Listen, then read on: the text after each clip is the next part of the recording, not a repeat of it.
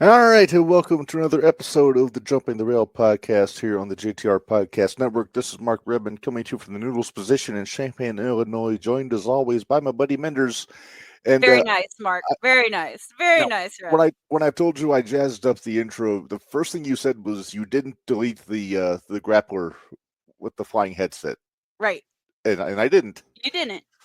But I felt an update to the very beginning of it was in order. The warning label might be my favorite. We've never taken a bump in our lives, but Oh my goodness! But I take that back. I have, but it was in the back of a U-Haul. well, never in a ring. Never in a ring. Right. Minderz, it's season 6. How did we get here? Uh, You put a lot of work in. I have. I'm not going to pat myself on the back, but it's because of all of our loyal audience all over the world, Minderz. All over the All world. the countries that have checked us out, and of course our diehards here in the Midwest. And And the people that love to give me shit. yes. Well, Minderz, before we get going, I had said something in the post, the preview post we do every week on Facebook, that we had a special guest announcement to make. Do you think we should go ahead and do that now? I think you're too excited not to do it now. I kind of am. So, as you all remember, about a month ago, we had Johnny Swinger on with us, We did. and he was awesome. We're gonna have him back eventually. That's not the announcement though. Nope. But because of Mr. Swinger, we made something happen, and on Sunday, the 14th of September, we are going to be, and I'm not sure if it's going to be live or if we're going to record it and put it on as a special, but we have arranged to do an interview with Action Mike Jackson, the legend of the Southern Territories, all over the place. He wrestles for GCW. He's been in TNA, 75 years old, and still Kicking. and Legitimately kicking. yeah, and man, and he's so good. And balancing across all four sides of the ring. Yeah, all the ropes. He's a rope walking son of a bitch. You know what I just realized? What's that? We have new version that weekend. On Sunday or Saturday? Sunday. Shit. What time? New version. Not all Oh, new version. I keep getting new version and new wave confused when you tell me things. No, new version. Yeah, it's okay. Okay. It's okay. Okay. All right. Just let me know. Okay. All right. Well, Minderz, it's been we took a week off between seasons as we usually do, and I'm a little worried about you. You've had a long 2 weeks, and I feel like we need to check your brain. A long 2 weeks. That's kind of an understatement, but yeah, let's check the brain. All right. Let's check the brain. Here we go.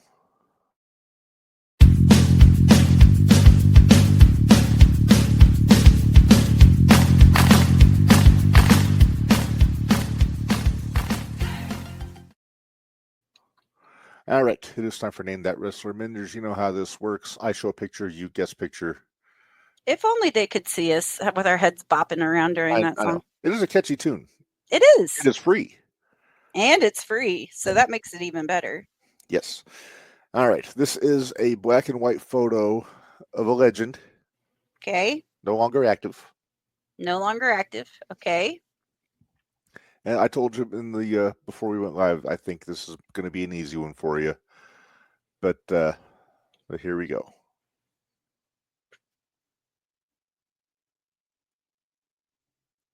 Look at that football player. Mm-hmm. Okay. I have no idea what color those are. Yeah, so I'm not sure. No help there.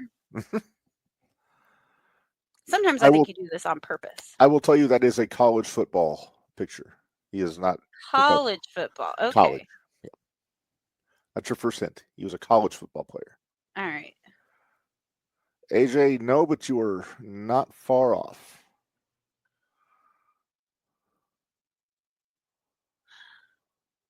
I could be wrong. I'm going to go Tully Blanchard. Boom. AJ gets Tito Santana. Tito played on the same team as Tully. he was the wide receiver, but Tully was the quarterback for West Texas State back in his college days. I don't think you realize how excited I am that I got that right. But I mean, look at those two pictures next to each other. Oh, I know. They look exactly the same. Kind of. So I was kind of surprised that it took you that long to get it, to be honest with you. Oh, well, like you said, I've had a rough couple weeks. Yeah.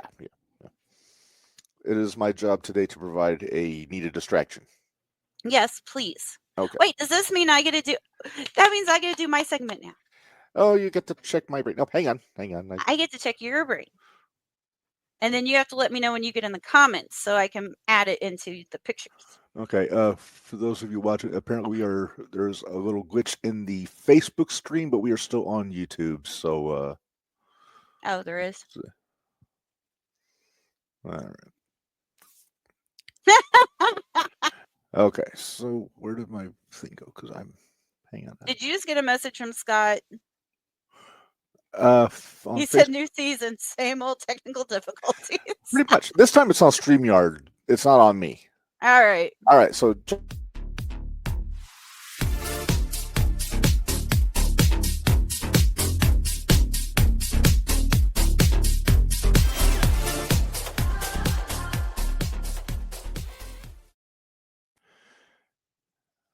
all right, Minderz, this is your segment. I know. Hold on. I got to figure out where that thing's at. And I still haven't got it switched over yet. Okay. Now I have it where I cannot see the pictures on the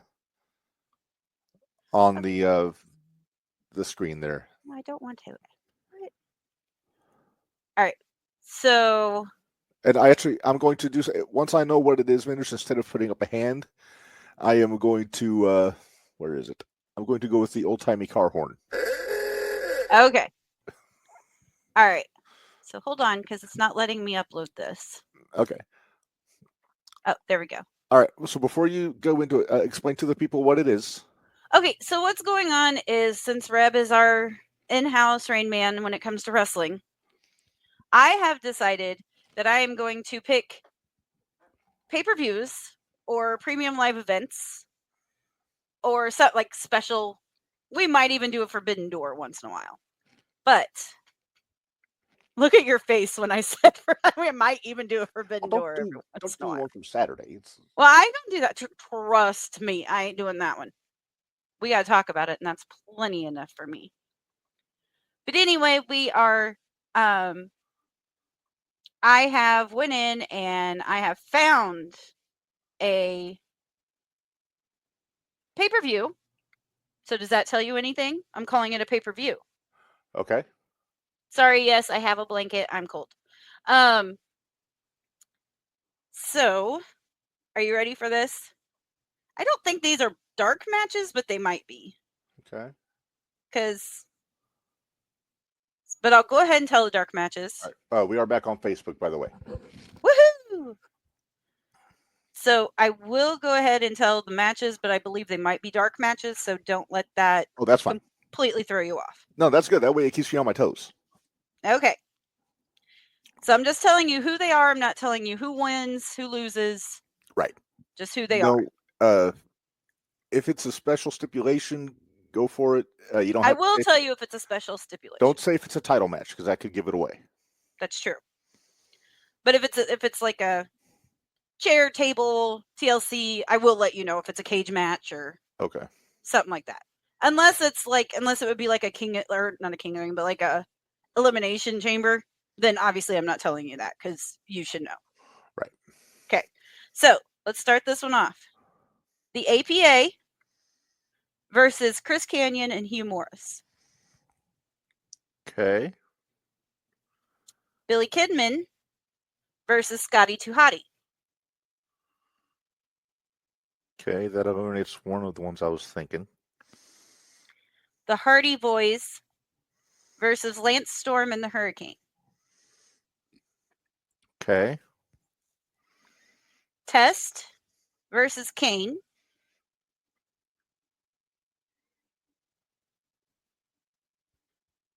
I think I got it. Okay, so we're at match 4. Mm-hmm. Okay, so now after that we have Tori Wilson versus Stacy Keibler. Mm-hmm. You know what? Maybe I should have you go ahead and say which one you think it is. So that way you don't get to change your mind by the time I get to the main event. Okay. I think sometimes I get these two confused. But you said it was the Hardys against Storm and Hurricane, and then Testing Kane, I think, put it over the top. I think it's No Mercy 2001. Very good. I'm so proud of you. So following up, it was Tori Wilson versus Stacy Keibler. Edge. Oh, thank you. Oh, wait. Ta-da! Oh, there it is. Edge. AJ, I originally was thinking Invasion until she said it was Kidman on the dark match because Kidman was on the main show against X-Pac. Edge versus Christian. Dudley's versus Big Show and Tajiri. Taker versus Booker T. Jericho versus... That Taker Booker match was really good, by the way. Jericho versus The Rock. And Stone Cold versus Kurt Angle versus Rob Van Dam. Right. Yep, that was the match when Jericho first won the WCW World title from The Rock. That's another one of my favorite pay-per-views. So that is everybody shits on the Invasion angle, like in 01. That is really. It had the possibility to. It could have been gold. It could have been great. They had to work with what they had. There was a lot of the big stars in WCW just wanted to sit on their Time Warner contracts, didn't want to work, which can't blame them. But no, but they could have played it out to where they're trying to do this Invasion angle, and then they kept getting their asses handed to them, asses handed to them with the occasional moment of greatness, and then come Survivor Series once they had the big guys. Why not do a 5-on-5? How easy is that? Come on. It's easy when you're sitting in the armchair talking about it, but that's what we always do. I know. All right. Well, let's move on here. All right. You're not doing headlines first? I messed up. Headlines. You messed up. I did, but we haven't scooched off who the. I mean, go to.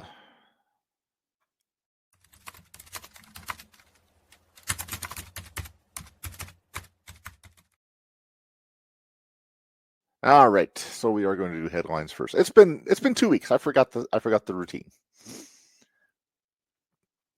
So there's an obvious one that I'm going to save because we are going to talk about it here in about. Hey, Butthead, you kicked me out. I did not. Yes, you did. I've been talking to you for the last 2 minutes. I didn't touch anything. I think it was. Well, you did because I got removed. Well, maybe you did it. It wasn't me. I don't touch this unless something comes up on. Is Harley Miller on the feed again? He must be. The glitch must be around. Oh well, like they said, new show, same technical difficulties. Indeed. All right, let's focus. Okay. Focus. Headlines. Headlines. All right. So, like I said, the big headline we're going to save because that's going to get its own time. But starting with, I think a big one from last week when we weren't on, Konosuke Takeshita won the G1 Climax for New Japan. Beat Evil in the finals, which means he beat Sabre Jr. in the finals of the bracket. We'll talk about that later. So that basically, I was excited to hear that. I'm not gonna lie. Yeah, there's a lot of people complaining about it actually because they think it's Tony running roughshod on New Japan that an AEW guy won. But you know how I feel about Takeshita. Takeshita's so good. Don't really talk good. Shit about Takeshita. No, but but there's a lot of New Japan fans that are justifiably worried that Tony's gonna Tony things up. I understand that, but at the same time, but Takeshita's a very deserving winner. Don't take it away from the talent. No, and so Takeshita won the tournament, which means he gets a title shot. If he didn't win, he would have got a title shot anyway because he beat the champ in the tournament. So the title shot's supposed to happen at Wrestle Kingdom. I think he said something that he wants it earlier so he can defend at Wrestle Kingdom, but I haven't seen anything about that. That is it's a confident man. That's confidence right there. Yeah. It was disappointing he didn't actually wrestle on Forbidden Door, but we did get to see him a little bit. But we got to see it. We'll get to that here in a bit. Yeah. All right. So, let's talk about that monstrosity later. all right. Next up, we have Heatwave. JC Jane lost her TNA Knockouts Championship about 2 months before we thought she would. Yeah. Ash by Elegance got the win. She won the championship. Remind me, I have a story to tell you about that when we talk Heatwave. By the way, I was late to this because I thought that the show started at 7, so I actually missed this match. I had to go back and watch it later. It was okay. You told me wrong, by the way. You said that the Elegance brand got kicked out. Fatal Influence got kicked out. They both did. No. Yes, they did. No, the Elegance brand was still out there. They let Maggie. I thought all 4 of them had to go. It was just Fallon and Nix. Whoops, sorry. It's all good. It made for a nice surprise. I was like, oh, there wait, you go. I got to stay. So, I will say Bully put Ash over huge this week on Busted Open, mainly for the same thing that we talked about with we've talked about with Mandy Rose, the way she kind of reinvented herself when she went from the main roster to NXT. Right. Ash did the same thing going from WWE to TNA. Yeah, it's amazing to think that Dana Brooke, before she was Ash by Elegance, they didn't do nothing with her. And now she's got a title. So I'm excited for her. And she was a very sweet girl. She's very nice. Yeah. We met her too. Yeah. Like I said, I would have swore JC was going to hold that title till Bound for Glory. I thought so too. But I don't know. We'll see. But no such things to happen. No. We'll have to see what happens. So we'll see what happens. Yeah. I hope they just don't lose it now at Bound for Glory. What? I hope she doesn't lose it at Bound for Glory. Well, yeah. Now the question is who's going to challenge her? Because does JC get a rematch? Is it going to be I assume JC's going to get a rematch. At some point, I would imagine, yeah. Yeah. I think there's a 6-woman tag match coming up either on NXT or on Impact with Fatal Influence and the Elegance brand. So I will tell you what, though, I like those other 2 on the Elegance brand. I like those other 2 a lot. And you're not talking about the personal concierge? No, I am talking about I got the... There we go. Heather by Elegance and M by Elegance. Maggie Lee. Yeah, well, but she goes by M, doesn't she? Yeah, but we'll always know that we all love and know her as Maggie Lee and Heather Reckless. All right, well, let's move on because we'll talk about Heatwave here in a bit too. So, yeah, I have opinions. Yep. Brodito.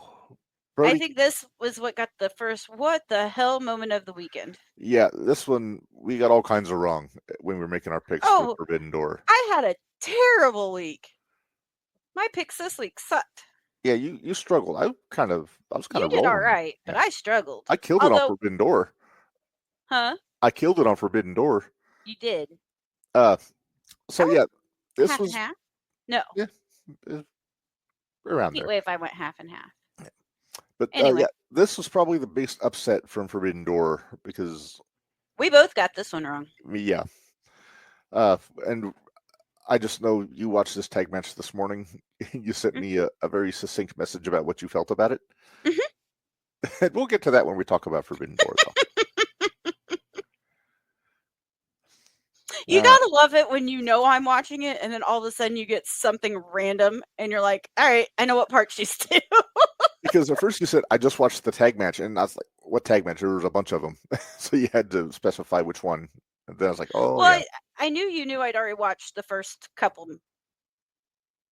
I watched the first 2 parts, if you catch my drift. I got you. All right, next up here, going to the Indies, GCW, Killer Cross, Scarlett Bordeaux debuted. And then we got Nick Gage back. He came back to GCW on Saturday, and they all helped Shotzi beat Matt Cardona for the Garage Beer Championship. You forgot about Tommy Invincible. I've been trying to. Old Tommy, bless his heart, came out. Bless his little pea-picking heart. Cosplaying as Nick Gage. And, yeah, couldn't quite pull it off. You know what's scary? You thought it was him when we first came The out? size was very similar. Nick has lost a lot of weight. Nick has lost a lot of weight. I would almost say he looked gaunt in his appearance. Yeah, I think he needs to put a few pounds back on. Maybe cause there was a period where he put a lot of weight back on. Yeah, he he's a big boy, but he's not a big boy no more. No, but he's still mean as hell. But well, yeah, but he's an older fella too. He's about our age, maybe a little bit older. I got to watch him a couple weeks ago when he was at Dreamwave and took on your buddy, Mr. Gringo Loco. Oh, yes. By the way, guess who I get to see Thursday? Ringo and Camaro. Uh-huh. I know, you dislike me. We'll talk about that on tomorrow on the show. Tomorrow night. Last headline we've got, this was announced by Ava during Heatwave. The men's and women's speed championships are moving to NXT. They're not going to be on Twitter anymore. So that makes me wonder. You mean we actually get to see it now? We're actually going to get to see it. Sol Ruca is the speed champion, the women's champion, and El Grande Americano is the men's speed champion. So that means we're going to see old Jack Vaughn on NXT for a little while. Woohoo! Or Ludwig Kaiser, however you want to go with it. I'm sorry, until you prove otherwise, that's Jack Vaughn. I know. But some of our listeners may not feel the same way and think it's Ludwig. So I'm just saying. Come on. I'm still curious, if you put them side by side, who is taller? I know they're the same height. I get it. The same height. But I mean, it's hard to be taller than Jack Vaughn. He's what, 6'6"? It's like 6'6", 6'7". Yeah, he's tall. He's tall drink of water, that Jack Vaughn. He's like, yeah, because I don't even think I come up to his armpit. Yeah, he dwarfs you. Yeah, well, between him and Ben Bishop, yes. Well, he is 6'12". He is 6'12". And he's kind of amazing on TikTok too. If you haven't started watching, he's one of my favorite TikTok followers lately. He's hilarious. All right. He had a good one yesterday. Yeah, this is the one he was by himself in the locker room. Well, no, that was just a picture. He had another one where he was getting advice from somebody that had never stepped foot in a ring. And he kept telling them, he's like, I appreciate what you're telling me, but I'm not going to take your advice. It was like, and the guy just kept like going at him. And I was like, this is hilarious. I'll have to send that one to you. Yeah. It was pretty good. All right. All right. Oh, you're doing good. It's time for Hoot of the Week. Hey, AJ already put up his hoot, and I kind of want to smack him. Actually, you know what? I'm going to say my hoots. Oh. Then I'll put up AJ's hoot. Okay. But you can go first if you want to, because I actually don't know who your hoots are. Well, my hoot actually is Killer Cross. Nah, good call. Great debut. That was hilarious. Although, holy crap, Scarlett needs a little more fabric for the bottom of her outfit. Well, it is GCW, so a lot of fellas in the crowd. And yeah, but they're... You saw, right? The back of it? I did. Yeah. Just a little more fabric. I like the reveal when she pulled the shroud off when they were doing the Druid thing going into the ring. As soon as they both got, I said, it's Scarlett and Cross. It's Scarlett and Cross. After I saw it and I watched the replay of it, you could almost see his eyes under the hood. Like when he pulled the hood off and he had the ski mask on, it's like that's where you could tell. In hindsight, but in hindsight. Yeah. All right, Minderz, I kind of wish you wouldn't have given me the heads up of who else showed up. Like, you didn't tell me who. I didn't tell you anything about who. I just said watch the first match. You said watch the first match. And then that's when I thought you were talking about Gage. And I was like, oh, okay, cool. And then I go, wait a minute. That's Cross and Scarlett. All right. Plus, we got Mansoor in that match, too, by the way. We did get Mansoor in that match. All right. Your hoot. Well, I have co-hoots. I do have co-hoots. And I'm going to put my co-hoots out there as Obafemi and Javon Evans. And then I will say that AJ put up that good hoot goes to Obafemi for the way he yeeted Evans through that announce table on Heatwave. Holy crap, that was so cool. What about when Trick threw him through the announce table on NXT last week? No, this was better. No, it was good. I mean, that was really good. I know, but this was better. No, that's what I'm saying. I really liked how Oba threw Javon, but say don't forget how Trick threw Javon. Yeah. Javon's bouncy, so he flies. And I'm going to give props to the refs for that too. But we will talk more about that one later too. Mm-hmm. Because that main event was something. And it was a good something. It wasn't a it wasn't an a FBM something. That was something. Yeah. Okay. Judy, Judy, Judy, Judy, Judy. Judy, Judy, Judy, Judy, Judy. All right. It's time for Good Judy. Thank you, Goober. And all right. So my Good Judy this week, Minderz, I went to SmackDown for this one. Okay. And I went with Piper Niven. Because Piper's- she beat Charlotte. She's so good. She really is. I really wish they would let her be more of her when she was a single, but instead of calling her freaking Dewdrop. Stupid. Where's our stupid button? Where's our stupid? There it is. Stupid. Yeah. Oh. Okay. I can put this one up. Uh-huh. AJ says, my good Judy goes to Madam President Green. She's just so good. Give her another title run. 4 more years. Hashtag 4 more years. I'm down. I like that Chelsea Green. I do like that Chelsea Green. But she is not my good Judy. No, you have your own Judy. I do have my own Judy. And I actually went to AEW from Forbidden Door. Mercedes Moné. FBM. Maybe that's what I need that on a shirt, just FBM. But well, I sent you a graphic of that. Oh, I know, but maybe we shouldn't since Anyway, I went to AEW and I picked Miss Toni Storm.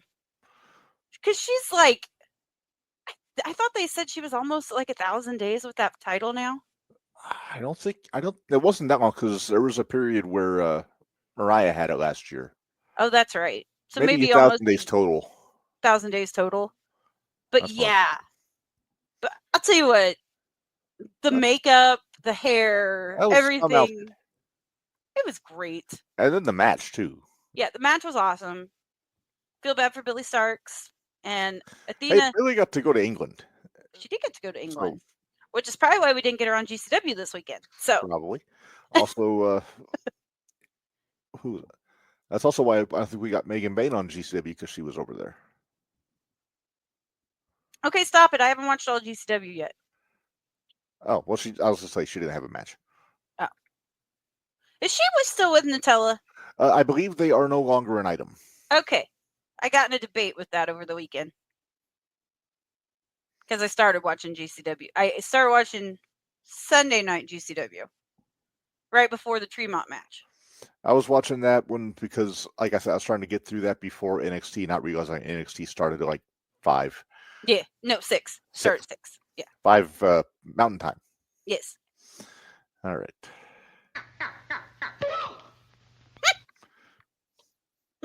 Well, that sound can only mean one thing, Minderz. It's time for Stooge of the Week.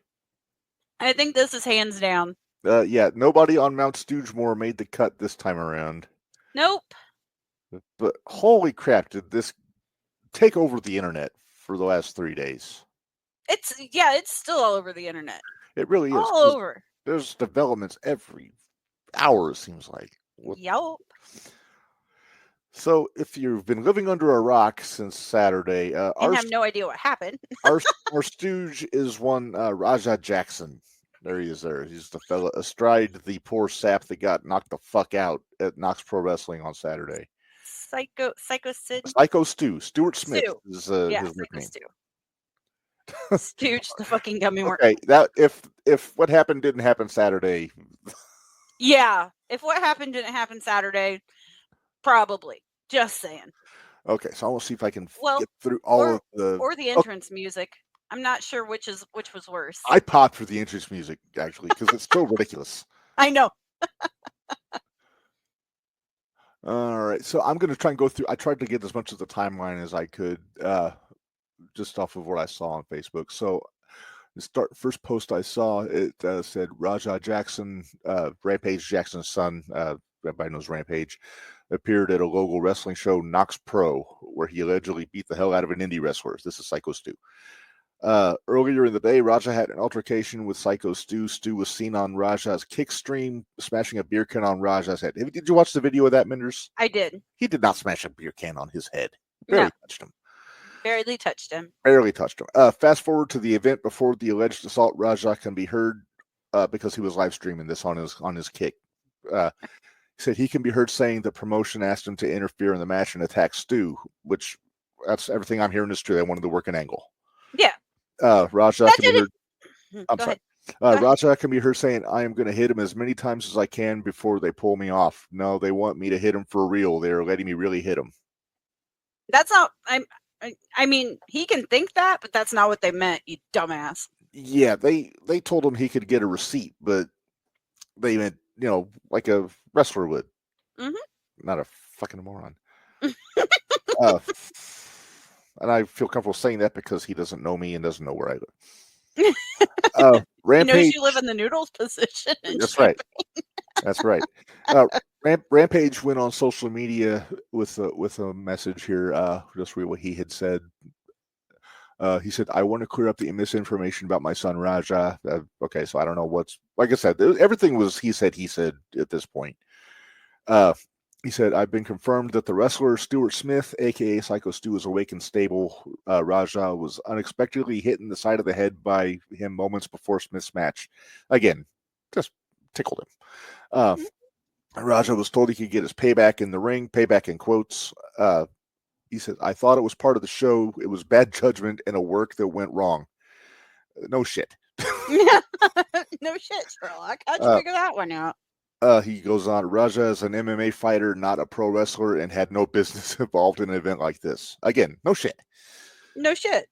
I don't condone my son's actions at all. He suffered a concussion from sparring only days ago and had no business doing anything remotely close to physical contact. As a father, I'm deeply concerned with his health and the well-being of Mr. Smith. That being said, I'm very upset that any of this happened, but my main concern now is that Mr. Smith will make a speedy recovery. I apologize on his behalf and to Kick for the situation. Kick apparently kicked Raja off their platform after this, because basically he committed assault and admitted to it on the air and put them in a weird position. Well, WWE has now cut ties with Knox. Yeah. Oh, I'm getting there. Okay. Well, hold on. Let me tell you this, because Jim Cornette had something to say about it. Uh-huh. And this is on X. Mm-hmm. Did you happen to have this or no? I don't. Okay. So Jim Cornette put up, apparently this moron son of Rampage Jackson decides not only to commit attempted murder, but confesses to it beforehand on tape that he's the one recording and broadcasting. Didn't criminals used to try to get away with this shit? I'm going back out in the yard with my limb lopper. I can't wait for the experience or whatever. Right? This one he actually gets to go. AJ has a comment here. I want to read that for me, Minderz, while I go back and find my next thing. I get giving someone a receipt, but where he got his receipt from, CVS, a receipt excuses the first punch, not the following 25 punches on an unconscious man. Okay, so the next thing it goes on, the first part of this I've already read. At one point during the match, Raja jumps in the ring and slams the wrestler, knocking him out. Then Raja throws so many punches to a point they realize it's not a work. 4 other wrestlers get in to stop the attack. And since Raja won't go down, the wrestlers start throwing some punches too. Then he says there's another clip that shows Raja on the phone finding out that the wrestler, quote, ain't waking up. Raja says, quote, he pissed me off, Andre, end quote. Andre, quote, I understand that, but now they can't wake the N-word up. He's in the fucking ring, fucking flatlining, bro. To which Raja, in his infinite compassion, says, my bad. Wow. My bad. That's all. Yeah. Andre goes on. This is Andre. I guess he's one of the guys, like one of the workers in the company that like helped arrange the angle. Gotcha. Then Andre says, you didn't have to do all that shit. I understand y'all had heat, but you didn't have to fucking take it there. And then Raja says, all right, I'll call you back later. So yeah. So then, hold on, because I got more to add to Cornette. Oh, wait, that's the PWE results. I don't want that. So some N4RC TV replied to Jim Cornette and says, "You're wrong. They should have explained how to get a receipt. They didn't. They just told him to get his payback in the ring. He's not an entertainer. He's a fighter. Sorry, Jim. Wrong answer on this one." To which Jim replied, Where's my popcorn? "I'd block you for being so stupid, but instead I'll let the world see it. Giving an unconscious guy brain damage is a receipt. Nobody involved in this fiasco is an entertainer or a professional. And if this lunatic is a fighter, then he knows and should get double time. Also, fuck off." All right. So Nox Pro had put a statement out, and by the way, Nox Pro is Rikishi's territory. Yeah. And Yeah. we'll get to that here in a minute, like the fallout. But they made a statement. I don't know who does their socials, but first and foremost, our thoughts and prayers are with our brother, Mr. Stuart Smith, parentheses Psycho Stu, as he remains a priority, and we are monitoring his well-being. What was supposed to be a planned and agreed upon wrestling spot turned into a selfish, irresponsible act of violence against Mr. Smith. This egregious act is reprehensible and should never have occurred. In the 17 years of operation of Nox Pro Wrestling Academy, there has never been anything as heinous take place such as this, and we apologize to our patrons and fans. So, Barry threw up a comment, said Hellboy was out when his head smacked the mat out. Yeah, that's what knocked him out. It was the slam, it wasn't the punches. Yeah. Oh, I did have Cornette's post. Okay, never mind. Oh, well, too late. I already did it. It's all good. All right, let me see if I've got anything else. I don't think so. Oh, no, that's Hager. But no, yeah, so Rikishi's territory here, Nox Pro, was part of the ID program. It's one of the promotions that they were working with. That's done. WWE it's pulled done. out. Yeah. And when you think about, I don't know how old this kid is. He looked like he couldn't be in his early 20s. I'm guessing. Well, hold on. Facebook is down again. So I'm thinking we're just going to go to YouTube. Just go to YouTube, everybody. Sorry. Yeah. Actually, I'm going to make a post on the Facebook to get that out there. But yeah, he is 25 years old. Okay, so he's old enough to know better than that. Let me just make sure. Quentin is Rampage Jackson, correct? Yes. Okay. So yes, he is 25 years old. He was born in 2000. Holy crap, wait a second. Mark Henry RVD defend Raja Jackson as Knock Pro Wrestler Speak Up.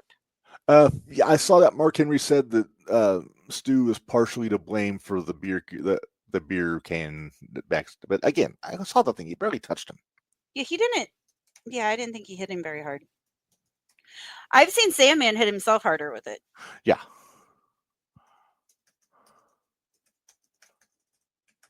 And apparently there is a GoFundMe set up for Stu. So I guess we'll wait and see. But yeah, unless you're living under a rock, everybody's seen this. First of all, guy's an idiot. Second of all, don't catch yourself on video saying what you're going to do and then actually follow through. Just saying. Yeah. Did you get it? Did I talk long enough for you to get the post up?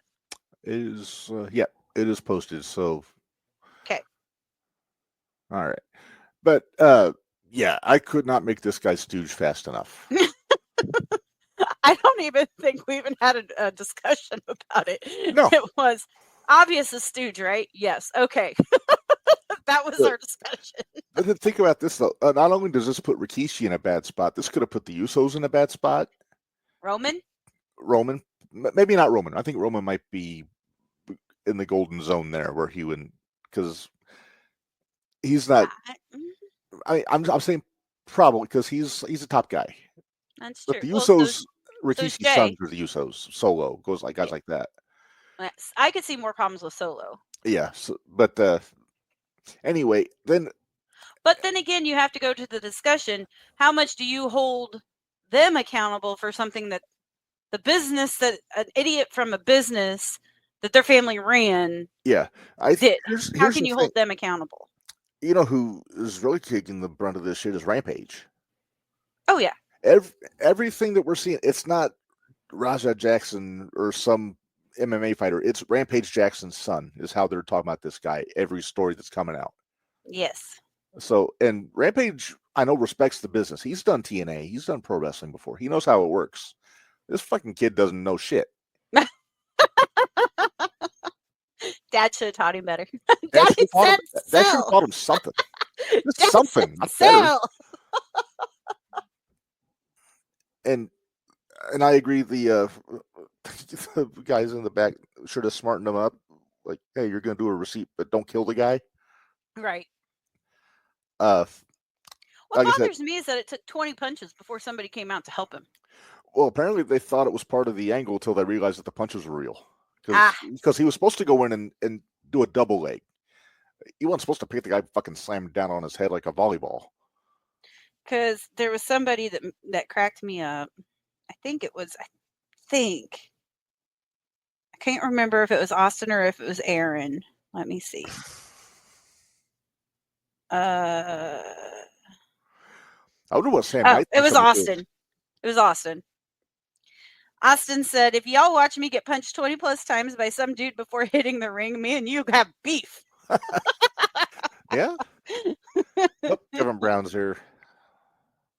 Hey, Trouble. Like I said, I'm curious to see what Sam Knight thinks about this because he's a Rikishi guy. Mm-hmm. And I think he worked for an Ox Pro, didn't he? Yeah. Yeah. So I'm just curious if he. Hey, November we can ask him. I was gonna say I wonder if he knows the guy that got his ass kicked. And probably knows Stu. Well, yeah, he probably knows Stu. I wonder if he knows Andre, the guy that supposedly like helped set up the angle. Well, they said 17 years, so yeah. So that's about right. It's about right. It didn't say Stu's been there for 17 years, but the company's been in existence for 17 years. Right. Right. So yeah, a lot of questions answered. They said the guy's going to be all right, but it's going to be a long recovery. From what I saw, I think his brother posted an update. I called a little shit. I called him Trouble, so he called me little shit. I do have some bad news to pass along. I don't know if you saw it or not. What? I don't know if you consider it breaking news. Do I need the bumper? I think we should. Oh, shit. Where we go? I say, where's our music?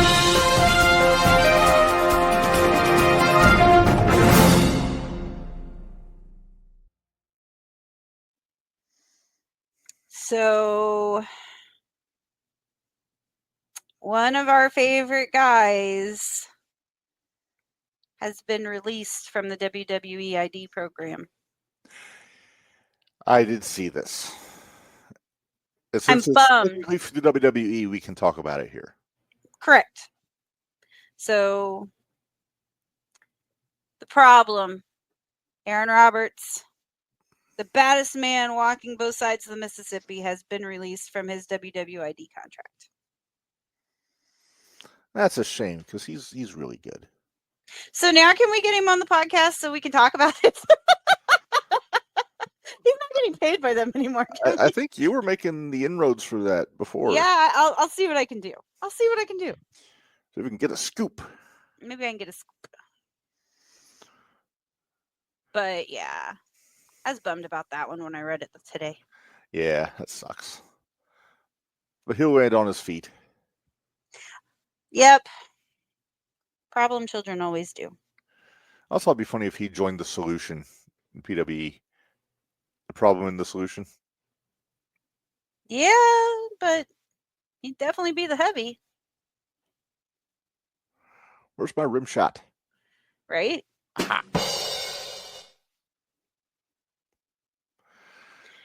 And that's what I deal with on a weekly basis, guys. This is true. It's even worse when we're in the van driving to an indie show.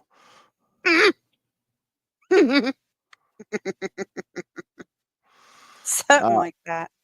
All right. Well, Minderz, why don't we get into what happened here? Oh, there we go.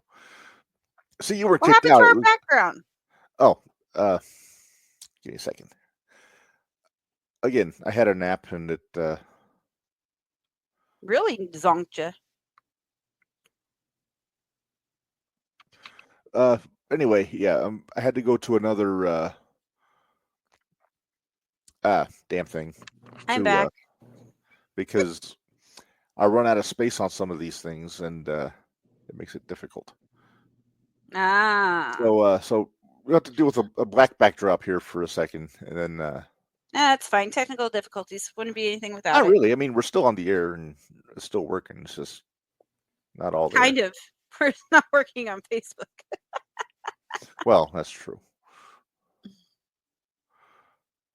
All right. So anyway, Yeah, what are you trying to figure out? Because I was trying to Thanks, find where my Scott. backdrop is to put it on here. Scott saw me sneeze. All right. Well, Minderz, why don't you because we made some picks over the weekend when we were not on because we Oh, want we're to make going sure back that to we got it covered. emergence. Let's start with emergence. Okay. Do you have the actual order? I do. Okay. That'll work for now until I get the actual backdrop up. I've got the book, so. All right. So starts off with let's see. I believe I'm this gonna was guess Hometown Man. well, the pre-show was Oh. Indy Hartwell against Rosemary. I'm gonna guess Indy. Indy won. Yeah. Okay. So the pre-show, since I didn't see this, I didn't get a chance to watch this. Right. So I can make picks on the pre-show. I'll just guess and see if I'm right. Okay. So yeah, so Indy beat Rosemary. Okay. And let's see, the next match on here was the Hometown Man versus Ryan Nemeth. Okay, that was not a dark match. Or if it was, we made picks for it. It might have been announced, but put on the pre-show. Okay, well, we have picks for it. Okay. Who did we pick? You went with Hometown Man. Mm-hmm. And I went with Nemeth. Well, I was correct. The Hometown Man won. That's a shocker. He's over, man. Every place he goes, he gets a hometown pop. Well, I wonder why. Where'd that damn drum thing go? Your drum shot, your rim shot, whatever. Anyway. Okay. All right. So then we've got the X Division Championship, Leon Slater versus Cedric Alexander. Okay. We both had Slater. Mm-hmm. And we were both right. I didn't figure they were going to take it off of Leon that quickly. No. Sounds like what you would expect. A lot of high spots, fast pace, but okay. Yeah. So let's see. Next up, they did shake hands afterwards because they're both. No, of course they did because who the hell needs a storyline? All right. Next up, we've got Mustafa Ali with Order 4 versus Matt Cardona. We did not have that one. Yeah, that must have been booked on Thursday. So I'm going to go with Mustafa. Okay. Well, I'm not going to make a pick because I'm looking right at the results. You can't. You're looking at it, so you can't make a pick. You were wrong. It was Cardona. Really? After the match, Order 4 jumped Cardona, and then System came out to bail him out. Should have known. All right. Next up, First Class, AJ Francis and Rich Swann against the System. Casey Navarro had knee surgery. Yeah, that's what I heard. So Swanny's back, and he's. I saw pictures. I saw pictures. So yeah. Yep. That was mentioned in the TNA injury report after this match, by the way. Oh, was it? Did we have? Yep. I don't they think must have. They announced this one on Thursday too. They must have. Again, I'm looking at it, so I'm not making a pick. But, who was it again? I'm sorry. First Class, which was AJ Francis and Rich Swann against Eddie Edwards and Brian Myers. I'm gonna go with.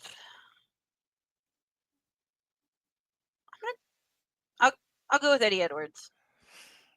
Damn it! You went with First Class. First Class. But it was more of a Rich Swann just kind of got added to it, so I wasn't sure. Yeah, it was with an assist from Order 4, by the way. They came out and got payback on the System. Gotcha. Well, that makes sense. Okay. I don't know why AJ had to pin Eddie.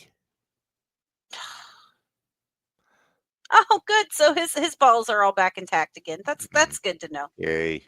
The TNA injury report came out. Trey Miguel is out with a hernia injury. Casey Navarro is out with the knee. And Moose is cleared with a hip injury. So, Well, he had a match later. So yeah, but they announced this before his match. They said he was cleared. So, gotcha. Okay.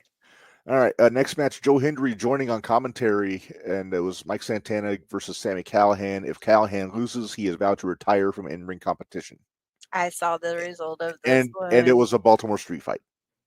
Yeah, and you went with Santana and I went with Callahan, but I only went with Callahan so we wouldn't agree on everything. Right, but it was Santana. Yeah. After the match, Callahan left his boots in the middle of the ring. I might have to go back and watch that just to... Yeah. Backstage afterwards, EY confronted Callahan.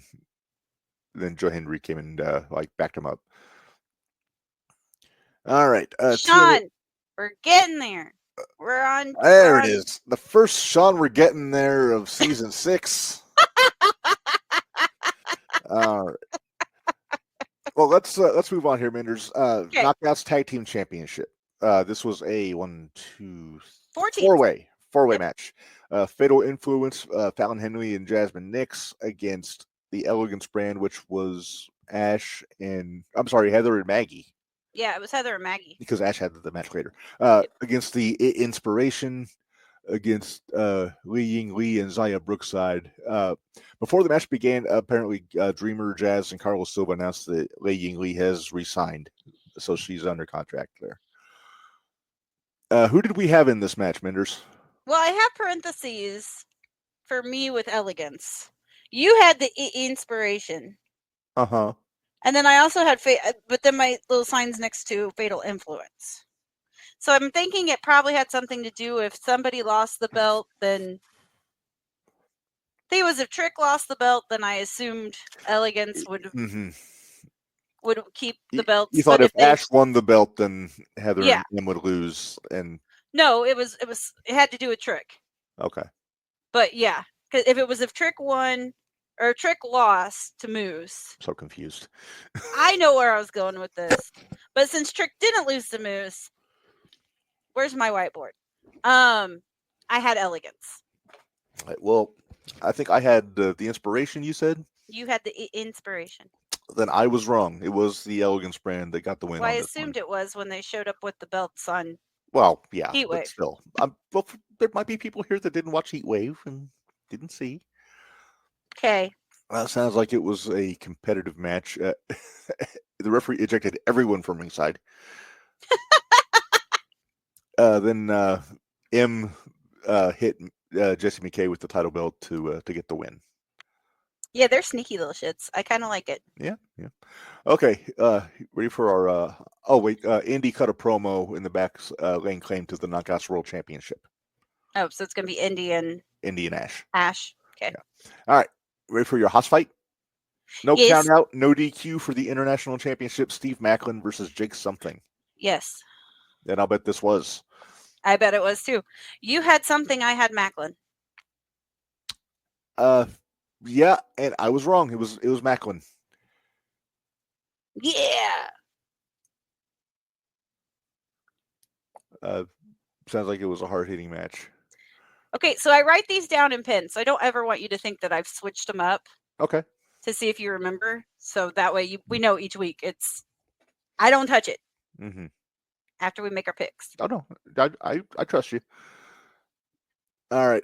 After the match, Frankie Kazarian interrupted Macklin's post-match interview with Gia Miller. Macklin will fight him right now, but Kazarian retreats. Of course Kaz retreats. That's what he's good at. He's a good heel. All right. Next up, TNA World Tag Team Championship, the Hardys against the Rascals. This was Zachary Wentz and Myron Reed, by the way. Yes, I saw that. Because Trey is out with the hernia. Who did we have? Did we both pick the Hardys? Nope. Did you pick You wouldn't let me agree. I don't let you. I mean, you can agree. I just think it's boring. Yeah, but it's boring. So I always try to go with one that it could happen, but I highly doubt it. Uh-huh. So I had the Rascals. Okay. Well, it was the Hardys, and they retained. Maybe this is why I usually let you have the first pick. So then I always get stuck picking the other one. Anyway, let's Yeah. move on. All right. After the match, AJ and Rich Swann had an impromptu first-class penthouse, which is their Simu Piper's Pit thing, where they insult the city of Baltimore. Baltimore Ravens mascot Poe was backed up by the system to teach them a lesson in respect. So they're bumping for a bird. But they beat Eddie Edwards. Yeah. Put that into perspective for a minute. Uh-huh. All right. Main event, Trick Williams defending the world championship against Moose. I think we both had Trick on this one. Nope. Did you have Moose? I had Moose. You had wrong. It was Trick. I know. I figured I probably did. Sounds like it was a fun match, though. We'll have to see if we can find this. I'm going to see if I can find it somewhere. At some point, they're going to put it on YouTube. I think the last couple pay-per-views, they've been put them on YouTube. What? Maybe if they get that deal Peacock, we can go back and watch all these. Oh, yeah. There you go. All right. So that was Emergence. All right. I can't really tell you what we went because the dark matches and the ones that weren't announced when. If we go by just what we had, you went 1, 2, 3. I think I went 3 and 3. No, 4, 5. You went 5 and on our just with the ones we had already picked. You went 5 and 1, 2. You went 5 and 2. Nice. The only 2 you missed was Inspiration, and you had something. Yeah. All right. Well, let's move on to let's do Forbidden Door first because that show was on before. Okay, and you have our picks on this one. I do. I will show the. I got creative with the You got thumbnail. fancy. I got fancy. Are you going to keep a running tally of picks? I think we could try.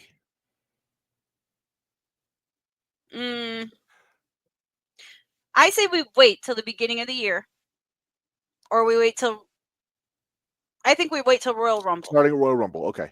We'll start at Royal Rumble, or whatever the first TNA pay-per-view in January is. But y'all might want to pay attention because are we still going to try to do our picks with Mad Bash?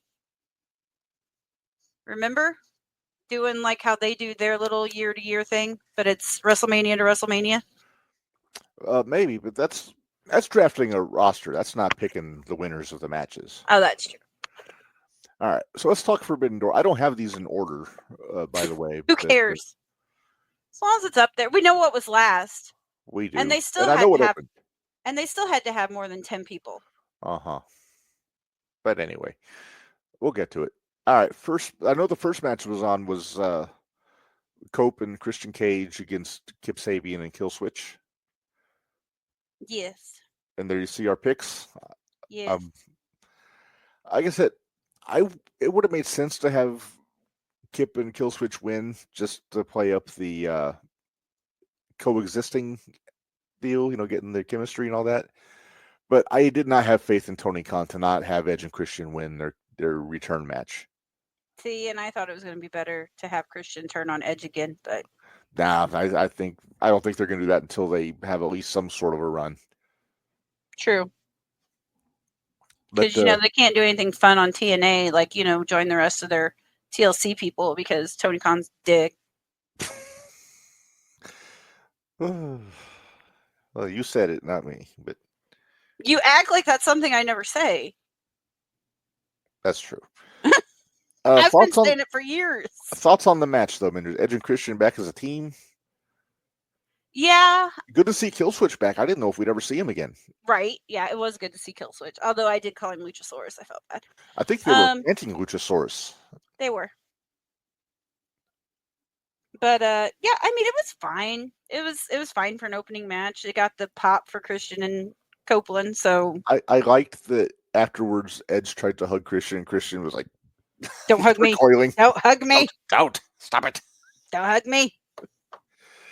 But yeah, so that was our kickoff for Forbidden Door there. I don't have the pre-show matches on here because I didn't watch the pre-show match. it was like a Megan There's some with Bain, Julia Sky Blue, and Thekla against Amanada, Willow, Statlander, and somebody I forget who. But wasn't Thekla and Amanada still fighting? Like they had a pull apart during the pay-per-view too. Yeah, that's what I thought. And then they got Jamie Hayter back. Yeah, because she came out. But as anyway. she should. It's England. Mm-hmm. Yeah. I Still mean, looking Becky-ish, but you know. Well, of course.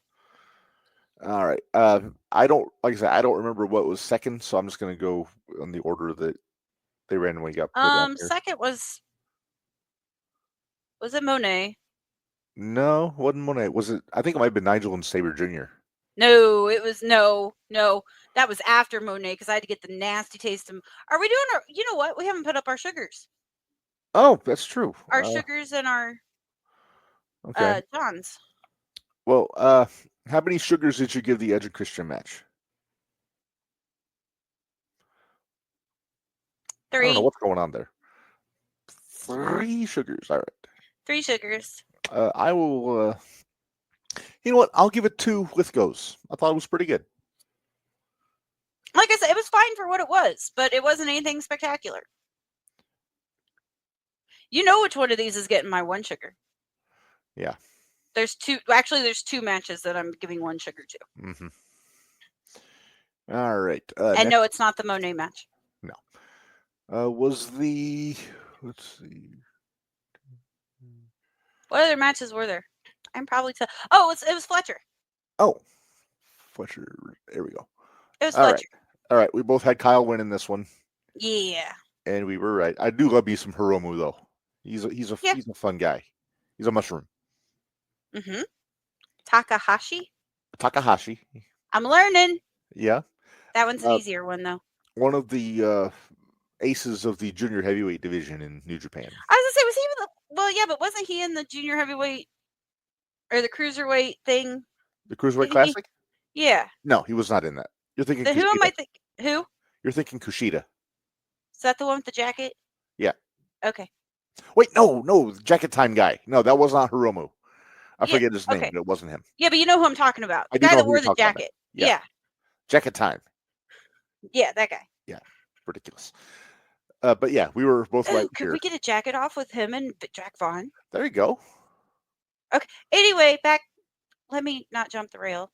Yeah. Let's go back to this. Okay, this match was not bad. I'll give it 3. I mean, it was average. I love how I love Fletcher, even though he's a prick. He's got the best brainbuster in the business right now. He really does. I will give it 3 Lithgows also. They said it wasn't anything spectacular, but it was fine for what it was. Yeah. I mean, it was for the TNT title, but.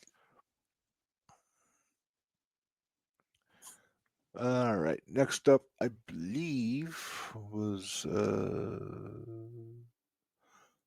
it might have been Monet here. No, because the 4-way was before. Yeah. Okay. Yeah. Because that was a 4-way. Yep. All right. Well, you went Minderz Law here and picked Mercedes. I did go Minderz Law. I was hopeful and went with Alex Windsor. And how'd that work out for you? Not well. You got this one. Uh-huh. That's why I thought you were going to go with Mercedes for your Judy this week. Bite my ass. I'd rather not. What did I tell you? What did I tell you when I was watching this? I sent you a comment about this match. And I said they keep putting the damn belt on her. Oh, they put another belt on her. She won a belt in Scotland. So she got 9 belts now. Well, I don't care. She made everything look sloppy, and the other 3 women in that match were so much better than she was. Yeah. I showed you what Cornette said about Mercedes on the podcast. What did he say? I forgot. Hang on, let me bring it up here because it was on.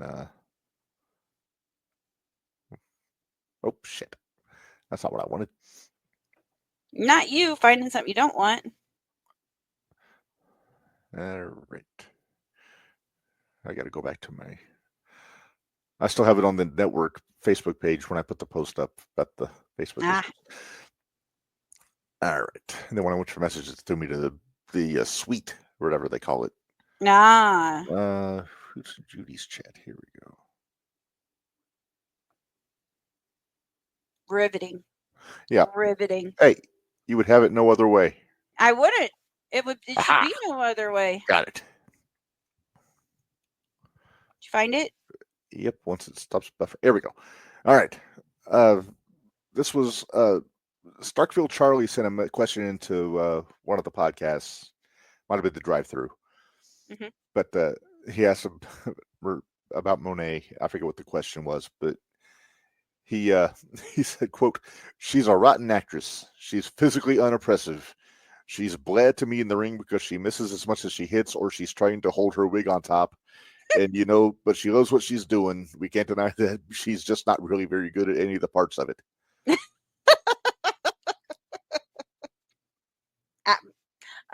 This would be the five sugars. This is the 5 sugars. This is one of the 5 sugars. I'm gonna go 4 Lithgos. I'm kind of stingy with the 5s. Ooh, It's got to be something really bad to get 5. That's coming. Don't worry. Here's my thing. If Monet had not been in that match, I probably would have given it 2. If Yeah, that the other tells 3 you were really anything. good. The other 3 were great. I really like that. Bozilla. I like her and the one Persephone? from Persephone From CMLL. Yeah. And then of course Alex, and Alex is really good. Yeah. But I just feel like if you're going against Monet, forget it. You're jobbing it out. I'm just waiting for her to go to Singapore and win one of the belts over there, so she can, because she has 9 belts from 9 countries. No, jeez, yippee! Yay! Yeah. All right, moving like on. Passport get denied, and she'd be stuck in one of them. I know I'm terrible. I'm terrible. All right, next up, Next was Nigel. Okay, this was my favorite match on the show. Absolutely. So I picked Sabre to retain the And I went IWGP Championship. You went Nigel, which I think you just did to disagree. I did, but then when I saw some of the highlights, I thought, or when I saw the prepackage that they had before it, I said, you know what? He might be able to do this. He might be able to do this. But then I was afraid that Garcia was going to mess it up for him. I was expecting Garcia to turn heel. I was too. Especially at the end, I was like, you're holding his arm for an awfully long time. And did Tony have to come in to announce the attendance while they were still in the ring? Don't get me. No.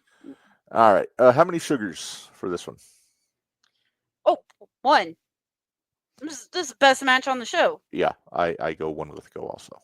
That was that was the best match. Actually, Johnny Saint was at ringside for this? Yes. I liked the video of Nigel playing chess with him. Right? He's like, you always have to think checkmate. He goes, yeah, you always got to look for a checkmate. And I was like, oh, that's cool. All right. I have nothing about chess, but okay.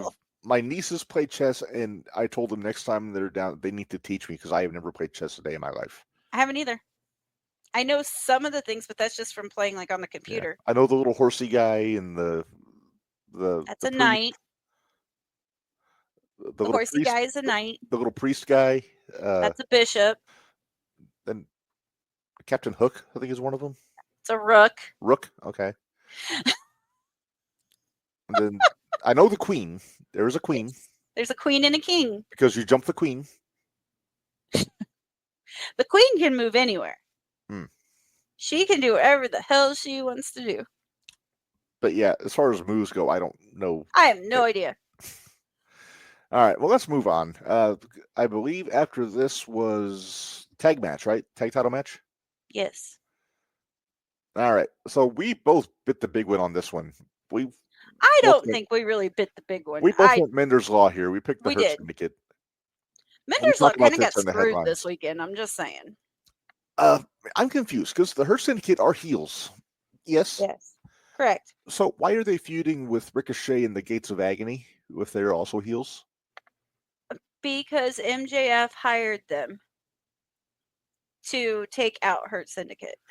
Hey, okay. You didn't listen to commentary, did you? I had it on while I was watching Busted Open. Gotcha. That's why, is because it was because of MJF. I thought maybe, heaven forbid, they were doing long storytelling with Ricochet getting one up on the Hurt Syndicate after they made him look like a bitch that one time. Well, I mean, there's always that, but no, what they said on commentary was that it was because MJF hired Ricochet and the Gates of Anarchy, or whatever the hell they're called. Gates of Agony. Gates of Agony. Whatever. Bishop Khan and Toa Leone, or whatever his name is. Those guys. Yeah. All right. So yeah, we both went Minderz Law and paid for it on this. I'm gonna go. I'll go 4 sugars. Because I don't know what the hell that finish was. That was, yeah, I think I got to go 4 with goes myself. But I'm still trying to figure out the finish. And that was after the Hurt Syndicate was already back. They weren't out there anymore. Yeah. But it was like Bandito like pinned one of FTR, and then he stood up, and then he went back down because he didn't realize he didn't get 3. I don't know. It was so weird. It was kind of messy. It was real messy. All right. After this, I believe, was the Swerve Okada match. Yes. All right. I picked Okada because I, again, had no faith that Tony wouldn't keep Okada untouchable. And I was hoping he would. I guess the big story here is Wardlow coming back. Yes. Wardlow is back. And they did it in a really bizarre way. He just showed up. And can somebody teach Okada, if you're going to put a guy's leg in some stairs, maybe when you use the chair, you actually maybe hit the stairs? Hit the stairs? Oh, yeah. He was going for the knee. Oh, that's what he was going for. Going for. I emphasize going for. Yeah, quote unquote. Is he cross-eyed or something? Because his aim isn't very good. His aim is terrible. Because all he kept hitting was that corner post. So, and if you didn't see that, you're blind. Right. I want to get back to Wardlow for a second, because it was kind of an anticlimactic way. I mean, yeah, he came in and whooped on Nana. But because why? Why is Wardlow coming in on Nana? I get he's a member of Callus, but here's the thing. Usually when somebody's going to show up like that, it's going to be when his guy is like in danger or something. Or something. If he's There's something going on. Insurance policy that they keep talking about. It's not when. Yeah, but he didn't need to insure anything because Okada already won the match. Yeah, I don't get it. This is all after the match. Yeah, I don't get any of it. So Wardlow is part of the Callis family now, and I have a problem with this because I don't like there being guys in there that are bigger than Lance Archer. Well, you know what I mean? I do, but Archer should be the monster, but he looks almost average size compared to Wardlow. Yeah, but again, and Cage too, by the way, when he's around. But Tony. Well, I know. Tony does not know how to book big guys. Mm-mm. He did really good with Wardlow when they were doing the whole MJF thing. Yeah, I will give him that. That was good. But then once they decided to make Wardlow his own guy, then he totally shit the bed with him. Yeah, he totally didn't know what to do with him. Put him, and there were 20 security guys, and then the 2 security guys came right out there. I'm like, yeah, this is gonna work. I don't know the European job guys, so I don't know which British wrestlers were getting. I didn't know who they were either.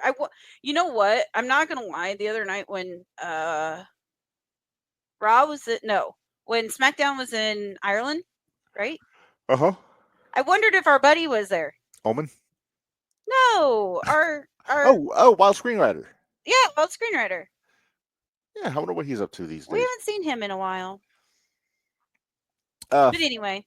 Yeah, so the Callis family is getting almost NWO Black and White levels of over. I wondered how long it was going to take you to say that. I've been waiting for it. Here's the thing: it's like the Colony of the Ruin. It's all these guys that I like. That are great. They're not doing shit with them. Lance Archer, Josh Alexander, Takeshita, Fletcher, Rocky Romero, even. At least Fletcher has a belt. At least Fletcher has a belt, and they're giving him some sort of a push. But Archer, not doing shit with Archer. They haven't done shit with Archer since Then they threw He got fucking it till they got rid of Echechero Jake. in there for I don't Yeah. know why. Or Chichero. Trent Beretta's with him, but he wasn't there. Yeah, Cage is hurt. He's with them.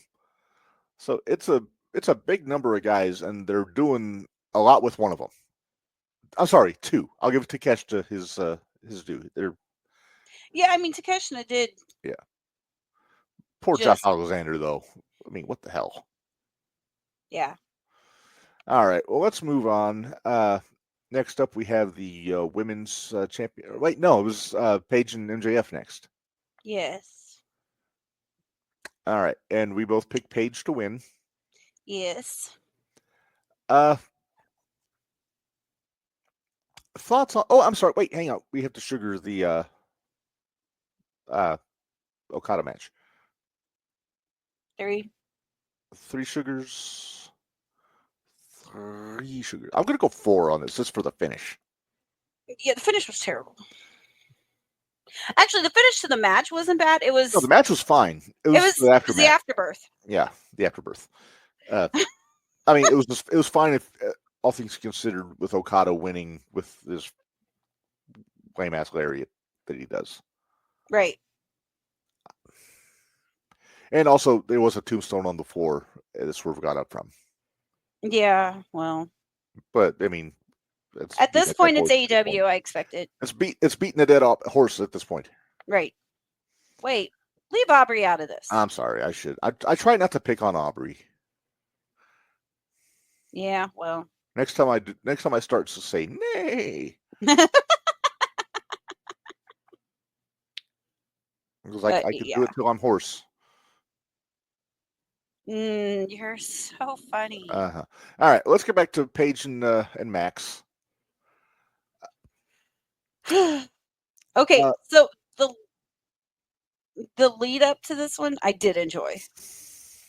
I did enjoy MJF being the cowardly heel that he is. I did enjoy him trying to get Paige disqualified, handing him the ring, props to MJF for that. Yeah. Paige put Max through a table. Yep. And then Max turned around and put Paige through the table. Well, through the broken table that was on the floor. But here's the thing. A lot of people were saying, oh, Paige should have got DQ'd for using the table. I'm going to invoke Minderz law because Max set it up. Mm-hmm. So Max went through it.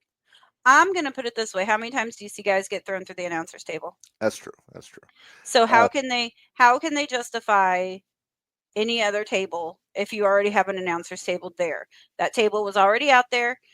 It wasn't like it was one he pulled out from underneath the ring. Although it was he did move it to the other side. He moved it, but he did not pull it out from under the ring and set it up. He took it from where it was and he put it somewhere else.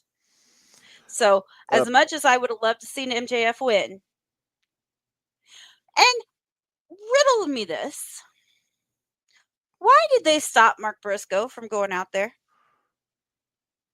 Because he would have got Paige DQ'd. And? Well, you're still trying to prevent interference. I get it. I mean, no, I get where you're coming from, but I'm trying to put my logical hat on, which is, I know, is a fool's errand when you're talking about Tony's booking. It's a fool's errand on AEW. Come on now. I'm just saying. The only thing I can think is that they were trying to prevent fuckery. Like interference-y fuckery. I know. Is it sad that I can make a noise and you know exactly what I'm saying? No, I speak fluent Minderz. That's true. You do speak fluent Minderz. Half the time, Minderz doesn't even speak fluent Minderz. All right. Well, how many sugars do you give to this match? This might shock you. Oh, you're giving it 4. Okay. Oh wait, no. Oh, I forgot to take my list goes down from the last match. Oh, okay. I'm going to give this 2. 2. I did enjoy this match. Okay. I did enjoy this match. Honestly, this was probably, aside from the Sabre Jr. match, this might have been my favorite match on the show. It was, like I said, that's the reason I gave it 2 sugars. Yeah. Because Nigel and Zack Sabre were was my favorite. Yeah.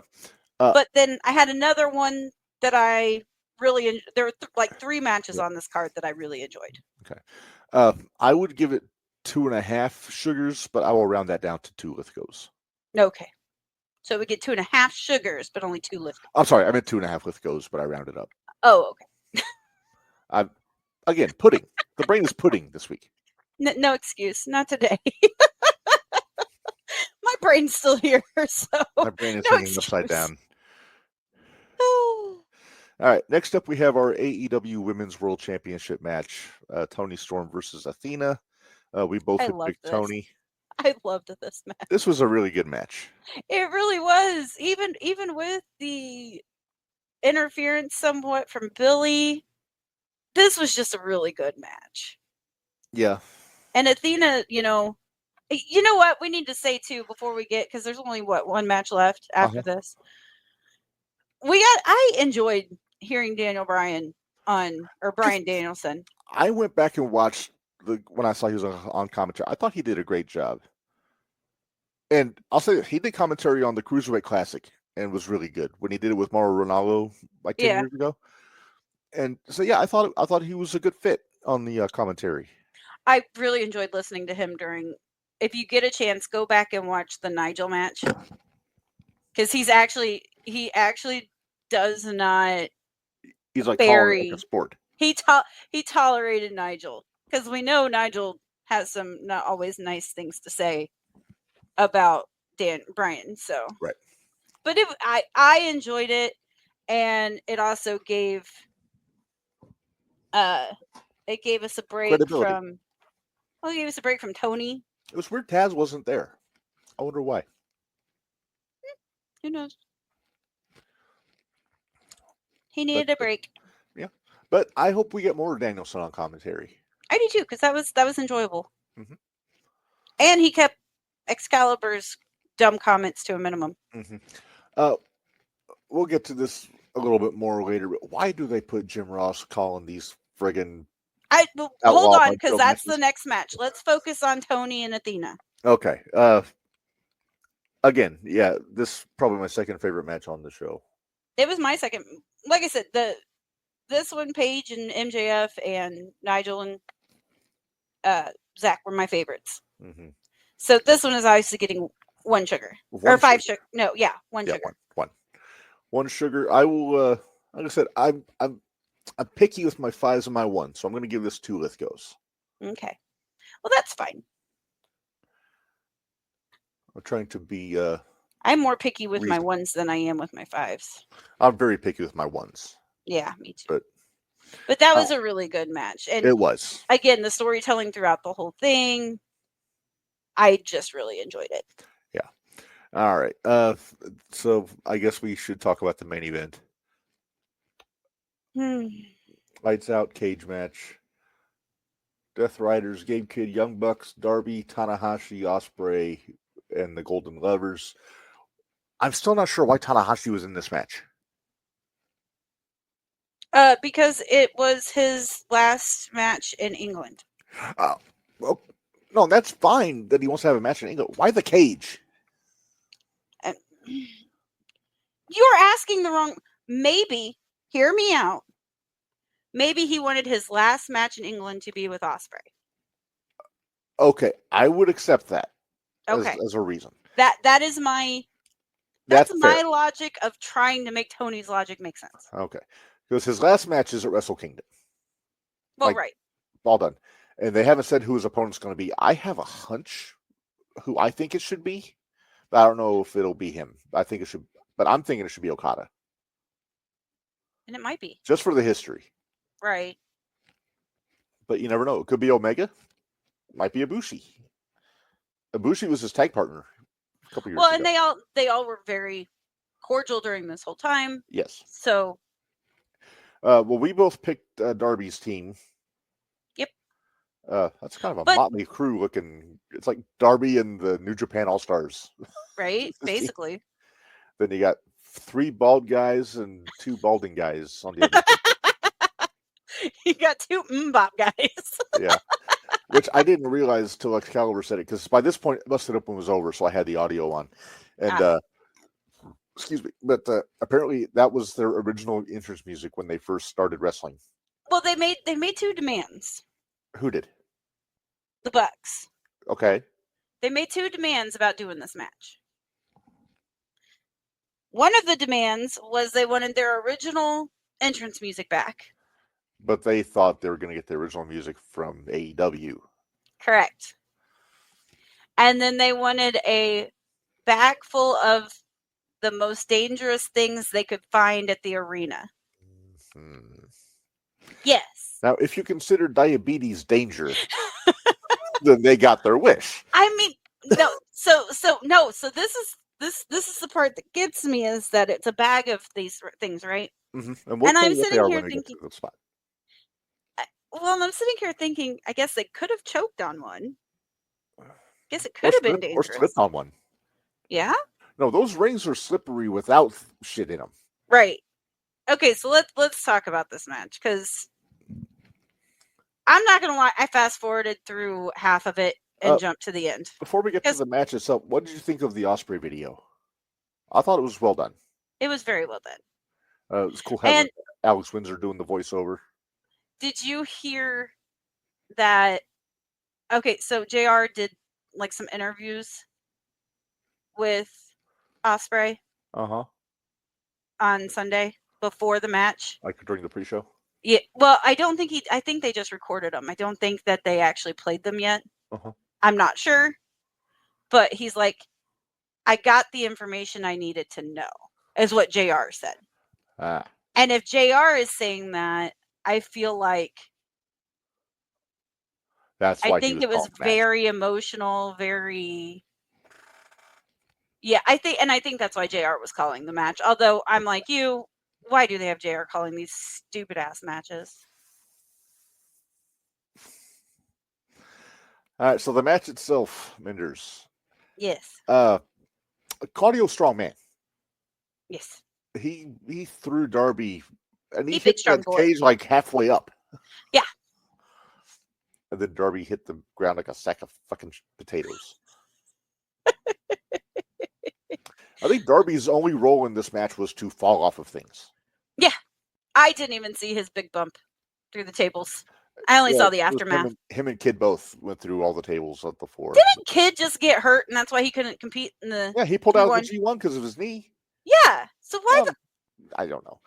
I could tell when they first started this match, like when they were before the entrances, I saw tables set up in the aisleway, and I'm like, strange they have tables set up outside of the cage. Yeah. I wonder. And then I know. I was like, wonder what's gonna happen. No, and then okay, but did you catch though? So you had all the good guys already in the ring. Mm-hmm. Did you catch when the Young Bucks music started playing with the mbop? Omega's dancing. Omega and Ospreay, they were both dancing. I'm like, Omega was singing along. Yeah, I know.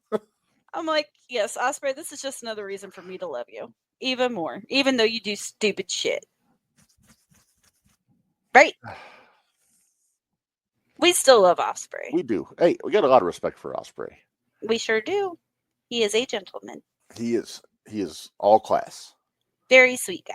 Yes, and hopefully speedy recovery, because he is legitimately having neck surgery.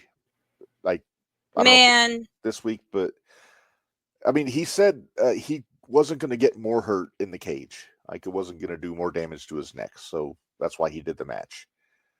Which is kind of what Cody said about his. I was going to say, is this what Cody said? You can't tear it more, so let me just destroy it. Right. So that's what. So they did the angle after the match with Ospreay getting the stretcher job. But I wish he hadn't said before the match that he was leaving for neck surgery. I wish they would have saved that for after the match, because it almost made it anticlimactic when they put him out. You know what I mean? It did, but now I wonder, because I think what they were going for is this is the exclamation point on the chess moves that the Don Callis family is making. Don Callis family. Yes, I know it's Death Riders. I understand that. But yeah, that's why Okada went after Swerve with the chair. with the chair, and they were talking about all these taking the chess pieces out. So That they taking were out all the talking top about. guys. Yes. So it I makes would me imagine wonder if Omega's Mox and probably them, next. huh?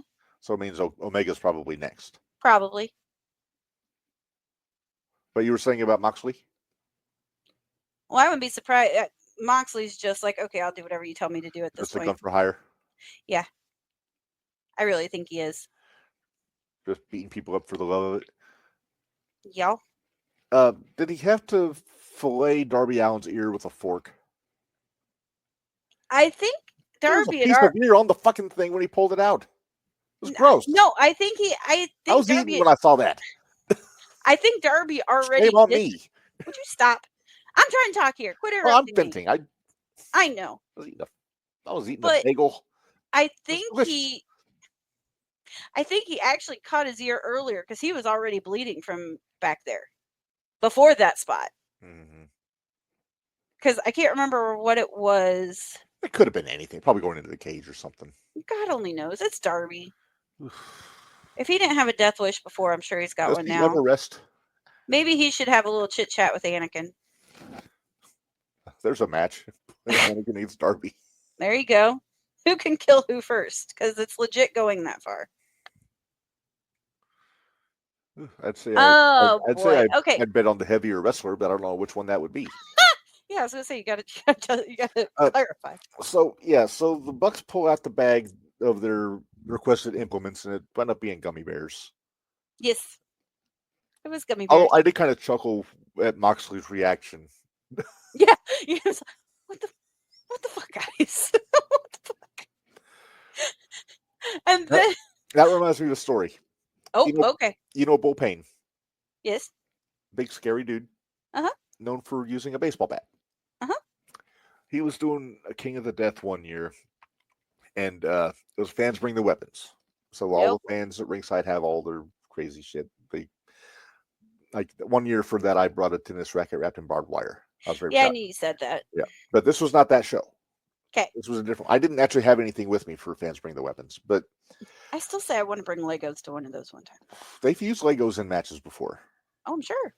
But anyway, he's going around and he's using all the stuff. He's got like things with thumbtacks, things with barbed wire, all this stuff on there. And this guy just hands him those big red wiffle ball bats. Mm-hmm. He just handed him one that didn't have anything on it. It was just the bat. Bull Payne looked at him like he had 3 heads. It's like, what the fuck? He's like, well, I don't do a very good Bull Payne. He's like, what the fuck is this? And he went back to him. So though, that book. It's the sound you get. I will say that makes a very satisfying sound when you bounce off somebody's head. It does. I enjoy it. But it's not Bull Payne's cup of tea. He likes an aluminum bat with barbed wire wrapped around it usually. And I'm not going to tell him not to do it because he is terrifying. Yeah, I'm not. It'd be like arguing with Max. No, thank you. Yeah. Not doing that either. That's one regret I have. When we had Tank on, I didn't ask him for Bull Payne stories. I'm sure we'll get Tank on again. I'm sure we'll get Tank on again. We could get Bull Payne on. Well, there you go. Try to get him to not talk politics. But, So, can I go with my 5 sugars now for this one? This is your 5. I figured it was 5. I hated this match. Like I said, I didn't watch half of it. Mm-hmm. I can only handle, which is so funny. It's hilarious to me that a cage match on AEW I get annoyed with. But I can sit and watch the death matches on GCW and it doesn't hardly bother, but I love Matt Tremont. What the hell is wrong with me? Let's not go into all that. Yeah.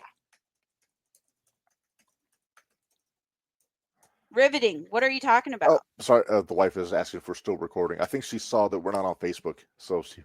All right. Anyway, so you gave it 5 sugars. I got to give it 5 Lithgows, as picky as I am. Yeah. But yeah.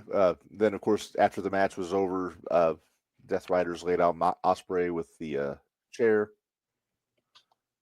Yeah. And then, of course, they laid him out and DDT'd him a whole bunch. Now, riddle me this. Uh-huh. Here's another riddle me this. So, all the good guys leave the ring, Mm-hmm. leaving him in there with everybody else. Yeah, the heels were all on the ground inside the cage. Right. Then Claudio comes out of nowhere, uppercuts Ospreay, Uh-huh. locks the door. Yeah. All the good guys then run to the door and can't seem to get in there. Right. And Joe and Hobbs and Shibata come out, and Okay, Scott is making my point right now. Nobody brought a pair of wire cutters or bolt cutters with them. Marina ever spit out a cage. Marina Shafir is on the other side of this, scaling up and over the cage to get in. Why the hell could none of the guys do this? I don't know. And again, nobody had bolt cutters. Right. That's just head scratching. Or wire cutters. Cut the links on the cage. Make a hole. Something. Hobbs' muscles aren't good for anything. He can't pull the chain off like Mark Henry. Claudio damn near pulled apart those handcuffs. I said he's strong man. He's strong boy. Big strong boy. Big strong boy. Yeah. But yeah, so a lot of head scratching on there. Yeah. All right. So for the Forbidden Door pay-per-view as a whole, Minderz, how many sugars do you give it? I'll give it 3. I think it was pretty I mean, I know there was some good matches, but there was also a lot of average Joe stuff, and then I think the good outweighed the bad on this pay-per-view. It did, but I still don't feel comfortable giving it more than 3. No, I'm with you. I'm giving it 3 Lithgows also, but outside of a couple of glaring things, it wasn't a bad show, and the crowd was hot for it. The crowd almost took it over. They were close. Quite a few times they were close. But all right. Well, let's move on to Heatwave. Can we take a quick break? Oh, can we pay some bills real quick? Let's pay some bills. Hang on one second. Let me get to it here. All right. I need to go fill my water glass, so I'm going to try to hurry. All right. We will be back here in 48 seconds. That's all I got? Okay. I can kill time.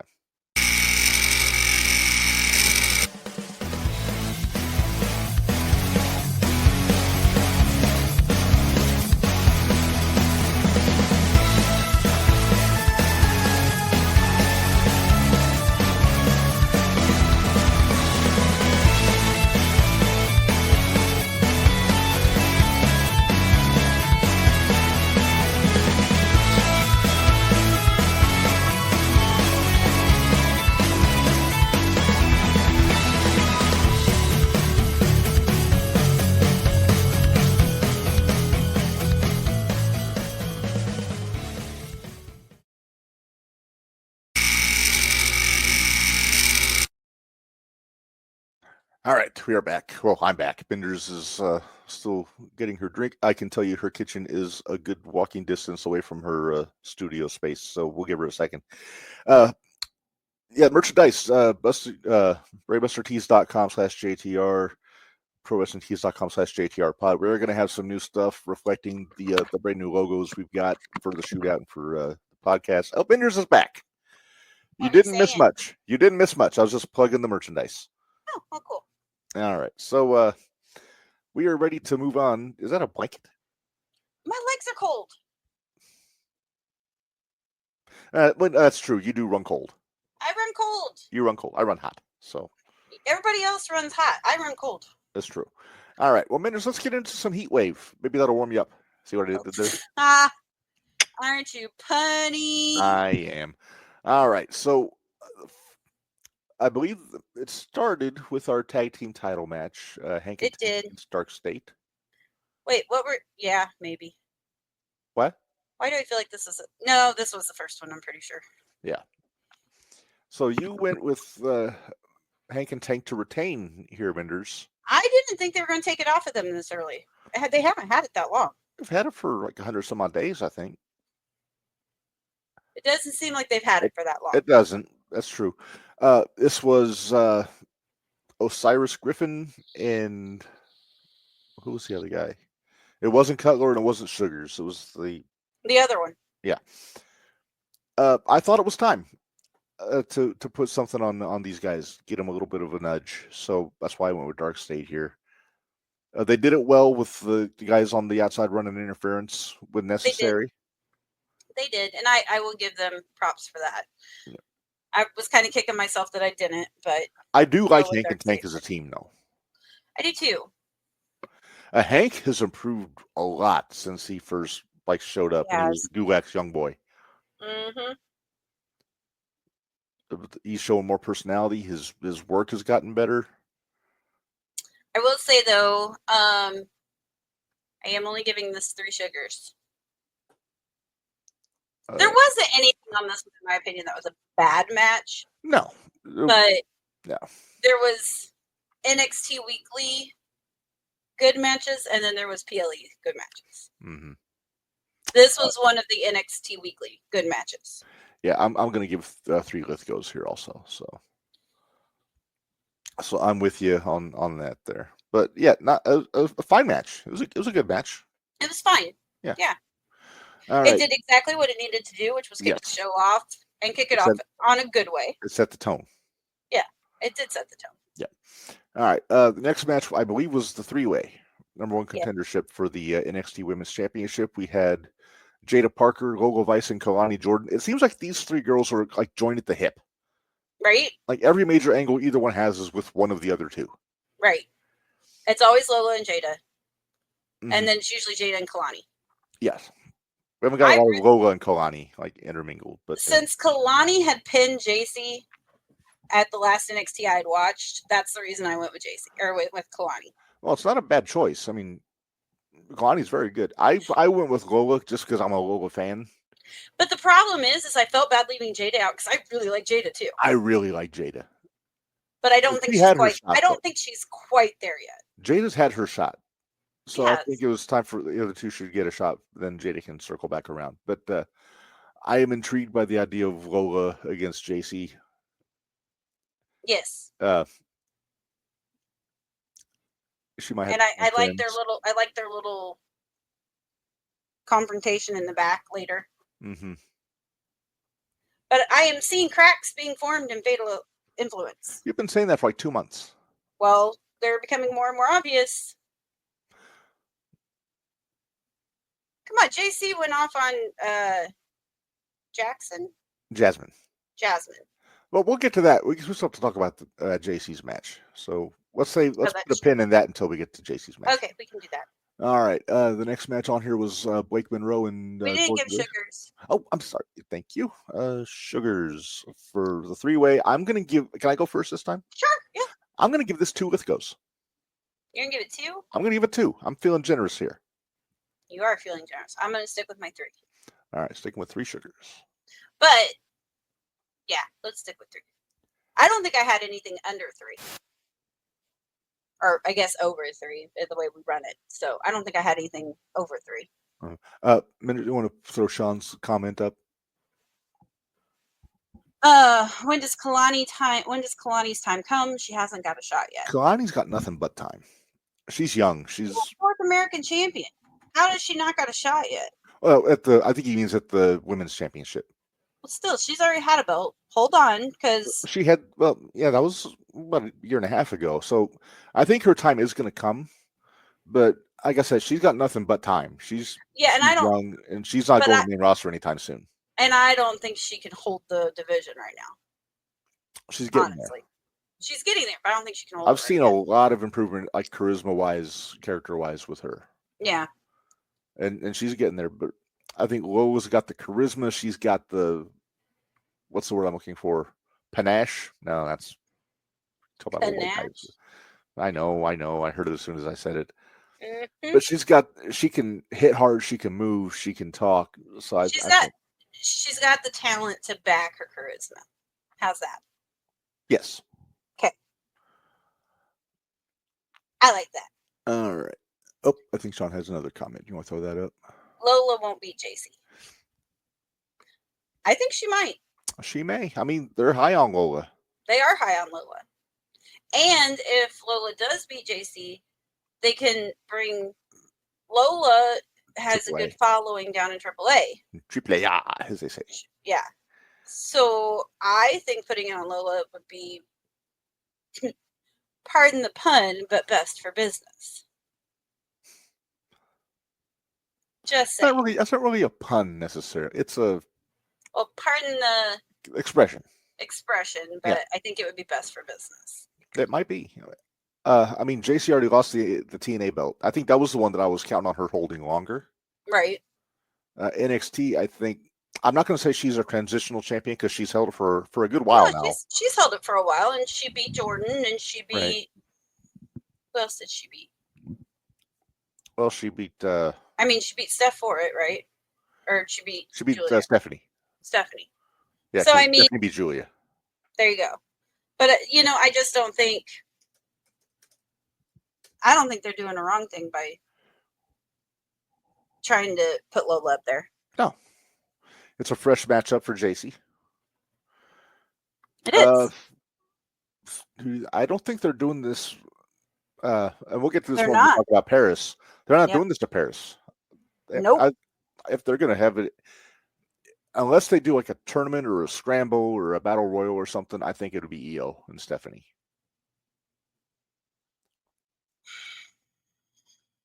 I have opinions. Oh well, let's save it until we get to. I will. I'll let's save finish. it till Let's Raw. finish Heatwave first. I'll save it till Raw. And Okay. I have opinions. Okay.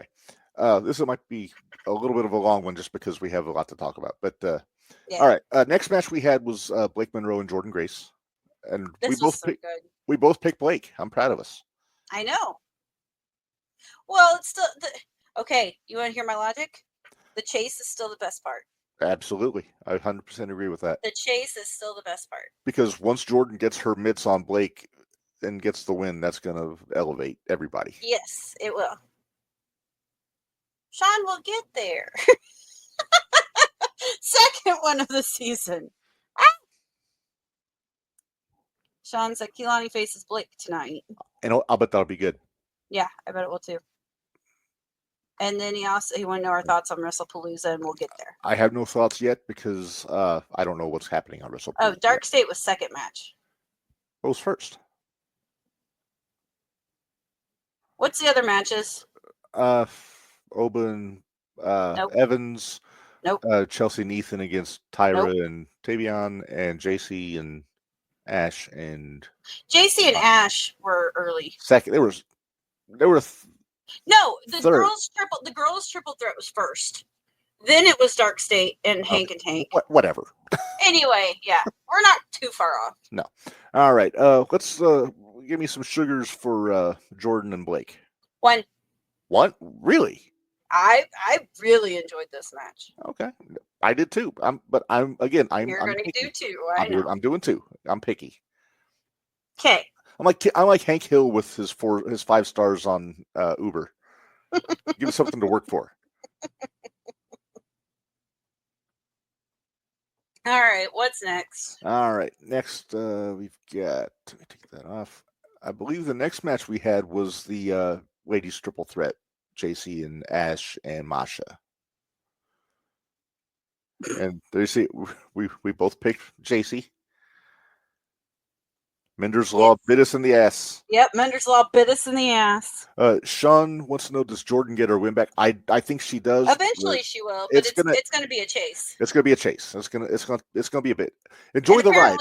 And apparently we're back up on Facebook. What? We're back up on Facebook apparently. Or that was what somebody said earlier, because Papa Cooper said he was watching us on Facebook. Oh. It went back down again. Oh, okay. Well, it just came through on my phone, so. Yeah, it's a little delayed. But yeah, it went down. I got it back up, then it went down again, and then I said, fuck it, we're just doing YouTube. Okay. All right. Again, a lot of fuckery in this match, a lot of moving parts on the outside. Mm-hmm.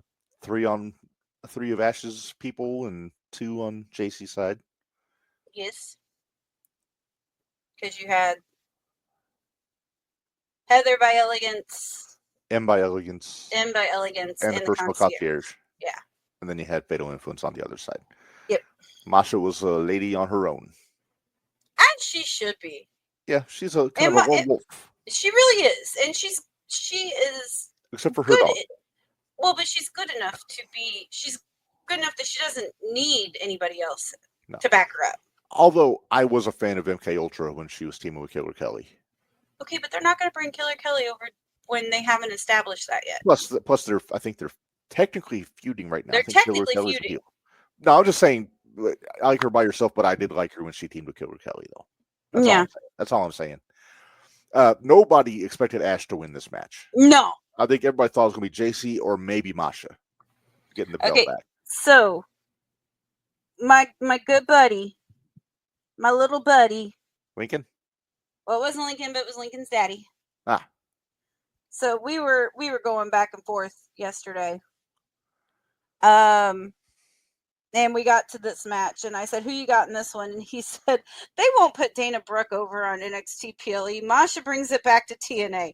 And then right after that, I got a oops. Oh, I mean, we talked about it during headlines. I mean, just the change in Ash by Elegance after the Dana Brooke stuff. It's night and day. Well, here's the difference too. Do you think it's the TNA that's letting her have her creative? Possibly. Or is that something they came up with for her? They might have came up with it. Maybe she has input in how it's presented. Yeah. But it's not just the character, it's the work. Mm-hmm. She's wrestling different than she did when she was in WWE. She is. I'm just digging what she's doing right now. I will give this one 2 sugars. 2 sugars. I will agree. I will give this 2 Lithgos. Yes. Mainly because we got the surprise. I guess we all got ribbed on that one. Yes. All right. 2 more matches here, Minderz. Team Canada versus Team USA. Yes. And nobody gave a shit about Team USA. Nope. Chelsea Green was the biggest babyface in the show. By the way, did you see where I told you I was fangirling? Yes. I was fangirling so bad. So you want to say what? Okay, nobody gave a shit that Tyra May Steele got pinned. Nobody gave a shit. Well, that crowd was flat, but I like Tavion Heights though. I like Tavion. I like his work. I'm curious where they go with him and Paige. Yeah, I'm fine with those two. To do there. But hold on, let me. Is Paige up on SmackDown now, or was he just there for plugging the NXT show? He was there to plug. He was just there to plug. Hold on a minute, because I gotta find it. Bully. Okay, there he is. So I commented on Bully Ray's status. Okay, what did Bully Ray say first? Well, I gotta find it. Give me just 1 second. Mm-hmm. Well, a little longer than a second, but you don't need to play the music, or I will hurt you. Would he quit pushing busted open? Good grief! Hey, that's what I do with JTR. You gotta be on the hustle. I understand.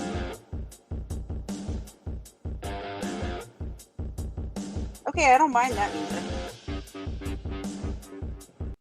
One day ago, how far back do you think I should go here?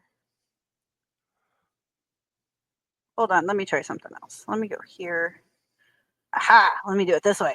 This is so much easier. Okay, so Bully Ray put up massive pop for Chelsea pinning Steele. Wow, speaks volumes. Hashtag Heatwave or WWE Heatwave or at Busted Open Radio.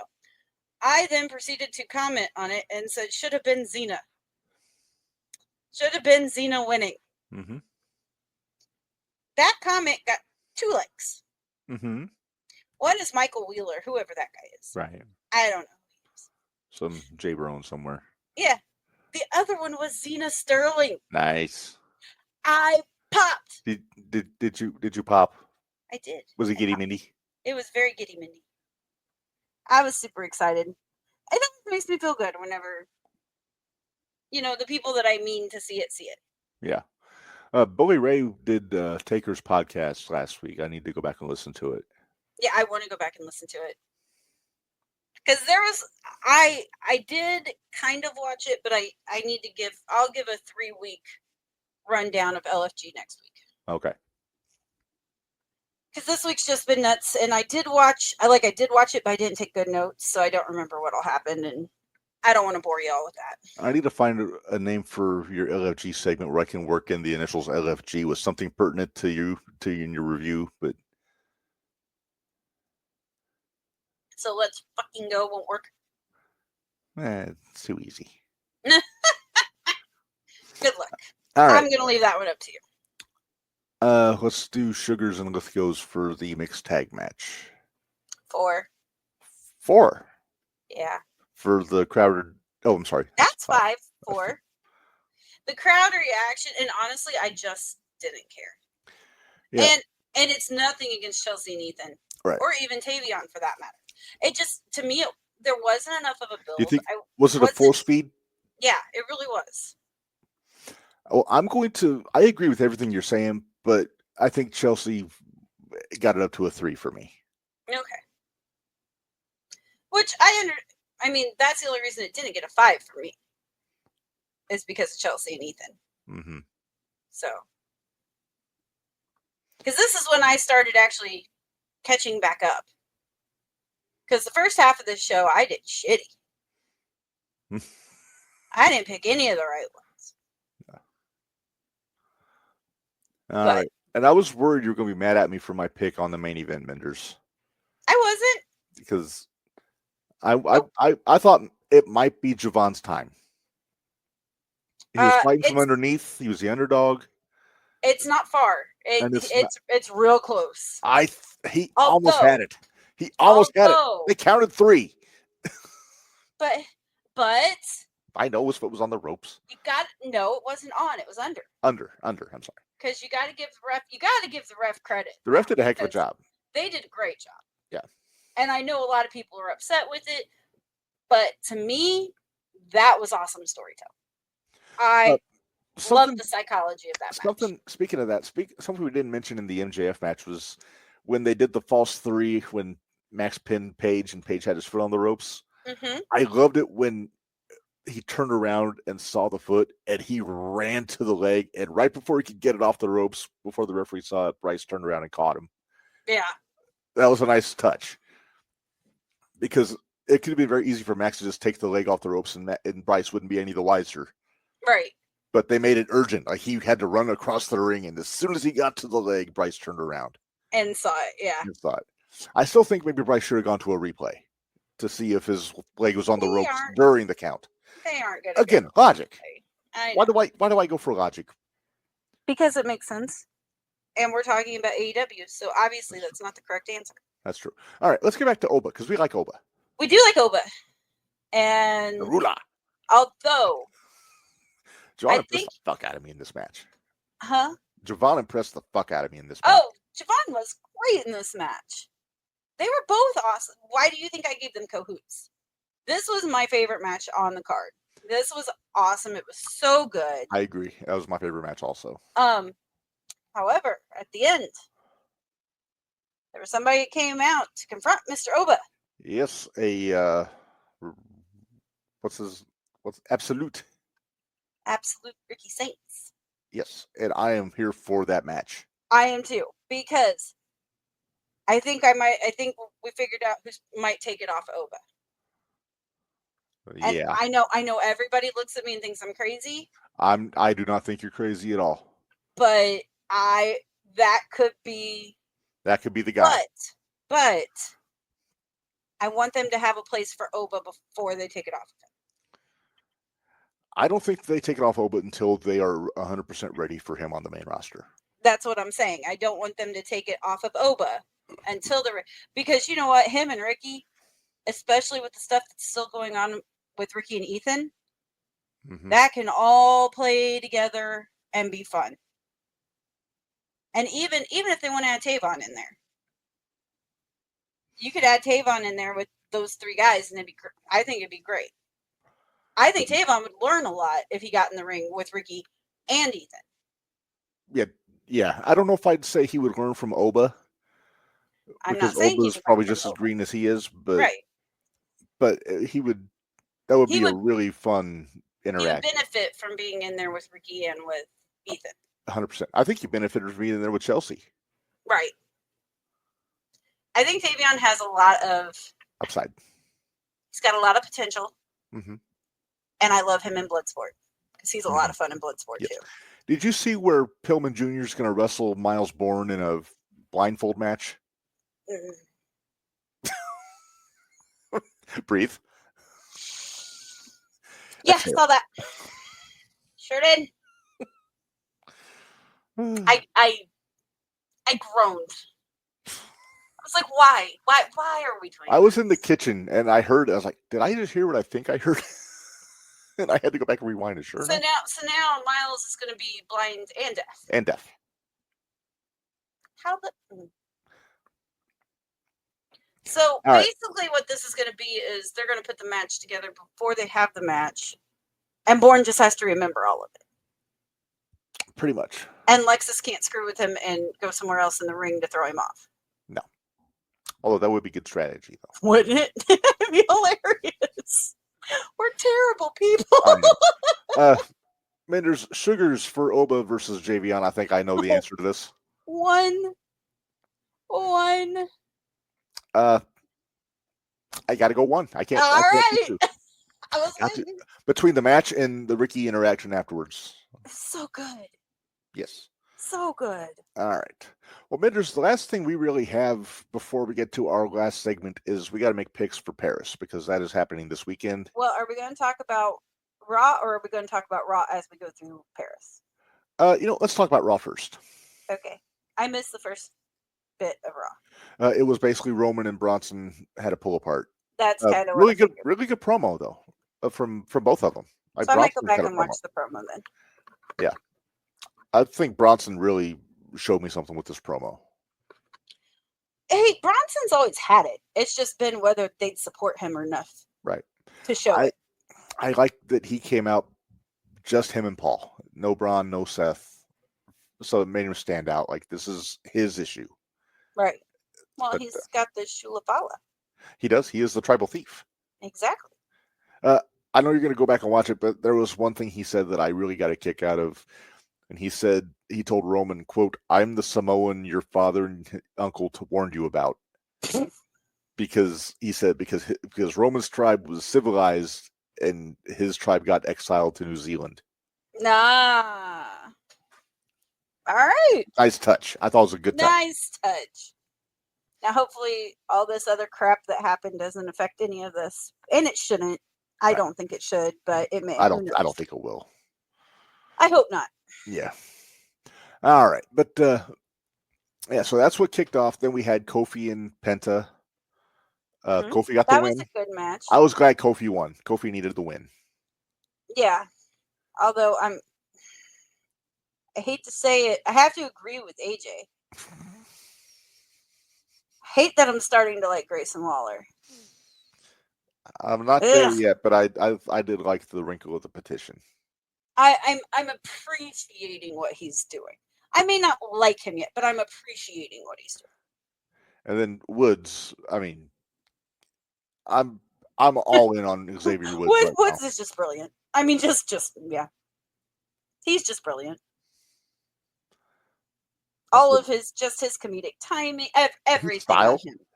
His style. The top hat was class. First class. Yes. The Joel Gertner-esque glittery neck brace. Right. The only thing he was missing was a bow tie. Yeah. But all right, so what was next? I can't remember everything that happened. Did you see that your lovely wife helped us out with what Becky said? Because apparently Becky's got heat. And we talked about this earlier today. I'm confused where the heat is. I watched the promo. Okay, so I basically had it down, right? Uh-huh.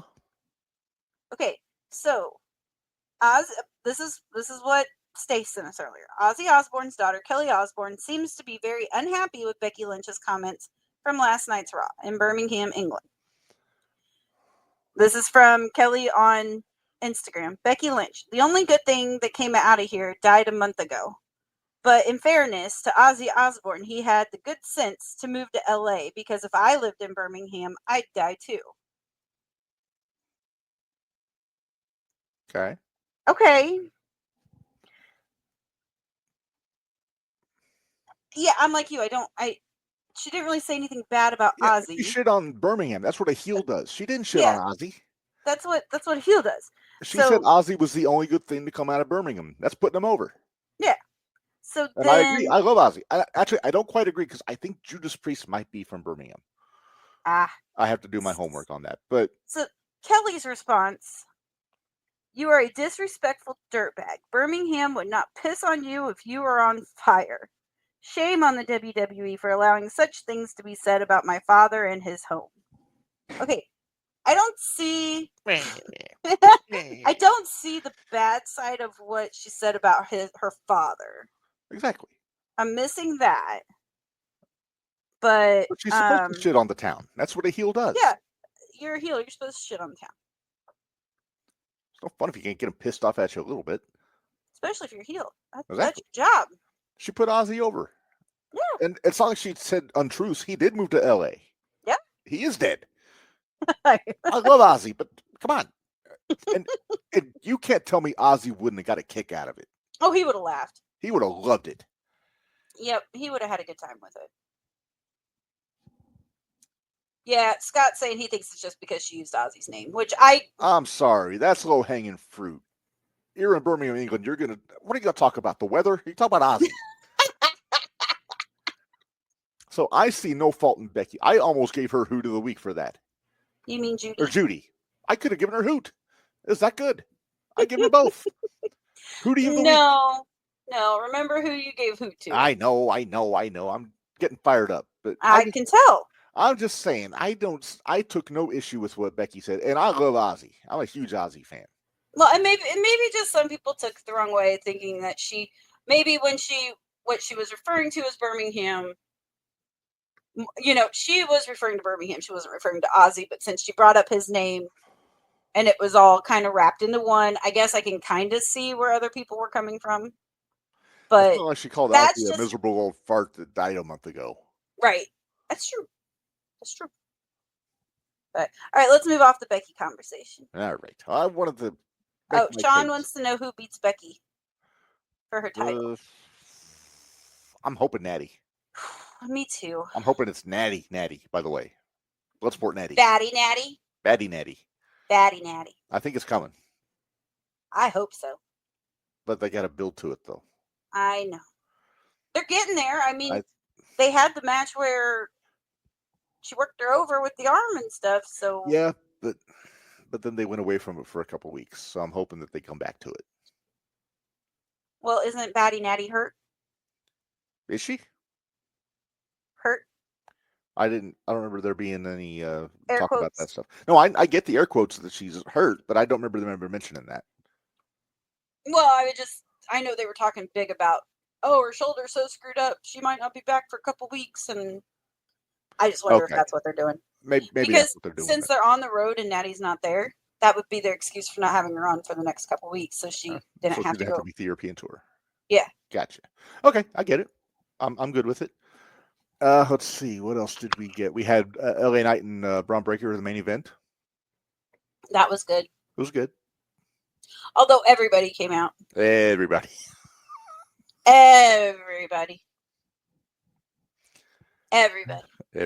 Mm-hmm. Okay. Where's the bigger story? I'm asking. Mm-hmm. Where's the bigger story? Seth and Punk or Seth and Roman? I still think we get Seth and Roman at Mania next year. Do we get Seth and Roman? I think we might get Seth and Punk. It's one or the other. Either if Rollins. Remember, we had this all booked at one time. We did. Punk was going to win Royal Rumble. You know what? I'm changing my tune. Okay. Roman's going to win Rumble? No. Punk wins the Rumble. Punk gets Rollins at Mania. Roman gets Rollins at the Rumble. Okay. Title match. Okay. Rollins retains with fuckery. Yep. Punk wins Rumble, goes on to Mania. Boom. Done. Okay. Got it. So I think Punk is still the bigger story because he's the one that got screwed out of the belt at SummerSlam. Right. And Roman's going to get his payback for Paul. The curb stomp, yeah. And all that stuff. But I think he's gonna go through. Sean, we're discussing this. Are you not listening to us? But I think Roman's gonna go through everybody one by one in that group. He's gonna do Bronson first, then he's gonna get Braun. And then Seth. Because let's see, it's August now, so maybe Bronson like next couple months. Then we get Braun through the end of the year. Then we get Seth at the Rumble. And by the way, you know what else we didn't mention? What? Naomi's pregnant. Oh yeah, because that was last week. That was last week. And cut the damnedest heel promo I ever heard by a pregnant lady. I loved it. She made me count the months until she comes back. You got 9-some months to where hell you want to with that belt, but I'm coming back for it. Raggedy heifers? Is that her Yeah, term? you raggedy heifers. I fucking loved it. Like, yes. Where has this Naomi been? You know what? Out of the tag team, Naomi has far outshone Mercedes. Oh yeah. Out of that tag team, Opinion. when Yeah. Mercedes tricked Naomi into quitting. Yeah. Which I still stand by. I still think that's what happened. Because, and again, I talked about this like 2 years ago when that happened. Naomi was supposed to get a title shot. Mm-hmm. She was supposed to win that 6-way scramble match. Mercedes said, that don't work for me, so I'm quitting, and you're coming with me. Yeah. Naomi's like, she wrestled 3 matches while pregnant. I don't think she knew yet. yeah, she didn't know yet. No. And So that's okay. The fetus was so tiny that it was still. I would say it would have been fun. Usually they don't say not to do too much like that till 12 to 16 weeks. Something like that, yeah. So like 3 to 4 months. Mm-hmm. And I'm not sure how far along she is, but it's recent. I mean, she's not showing yet. She, so maybe a tiny bump, but tiny bit. But she wasn't showing at Mania or at SummerSlam. No, she was not. But yeah, I liked her. Big Jim and his Netflix and chill. He likes to do that, if you get what I'm saying. I was like, oh my God. And of course, there's a lot of criticism. Why did you get pregnant during a big push?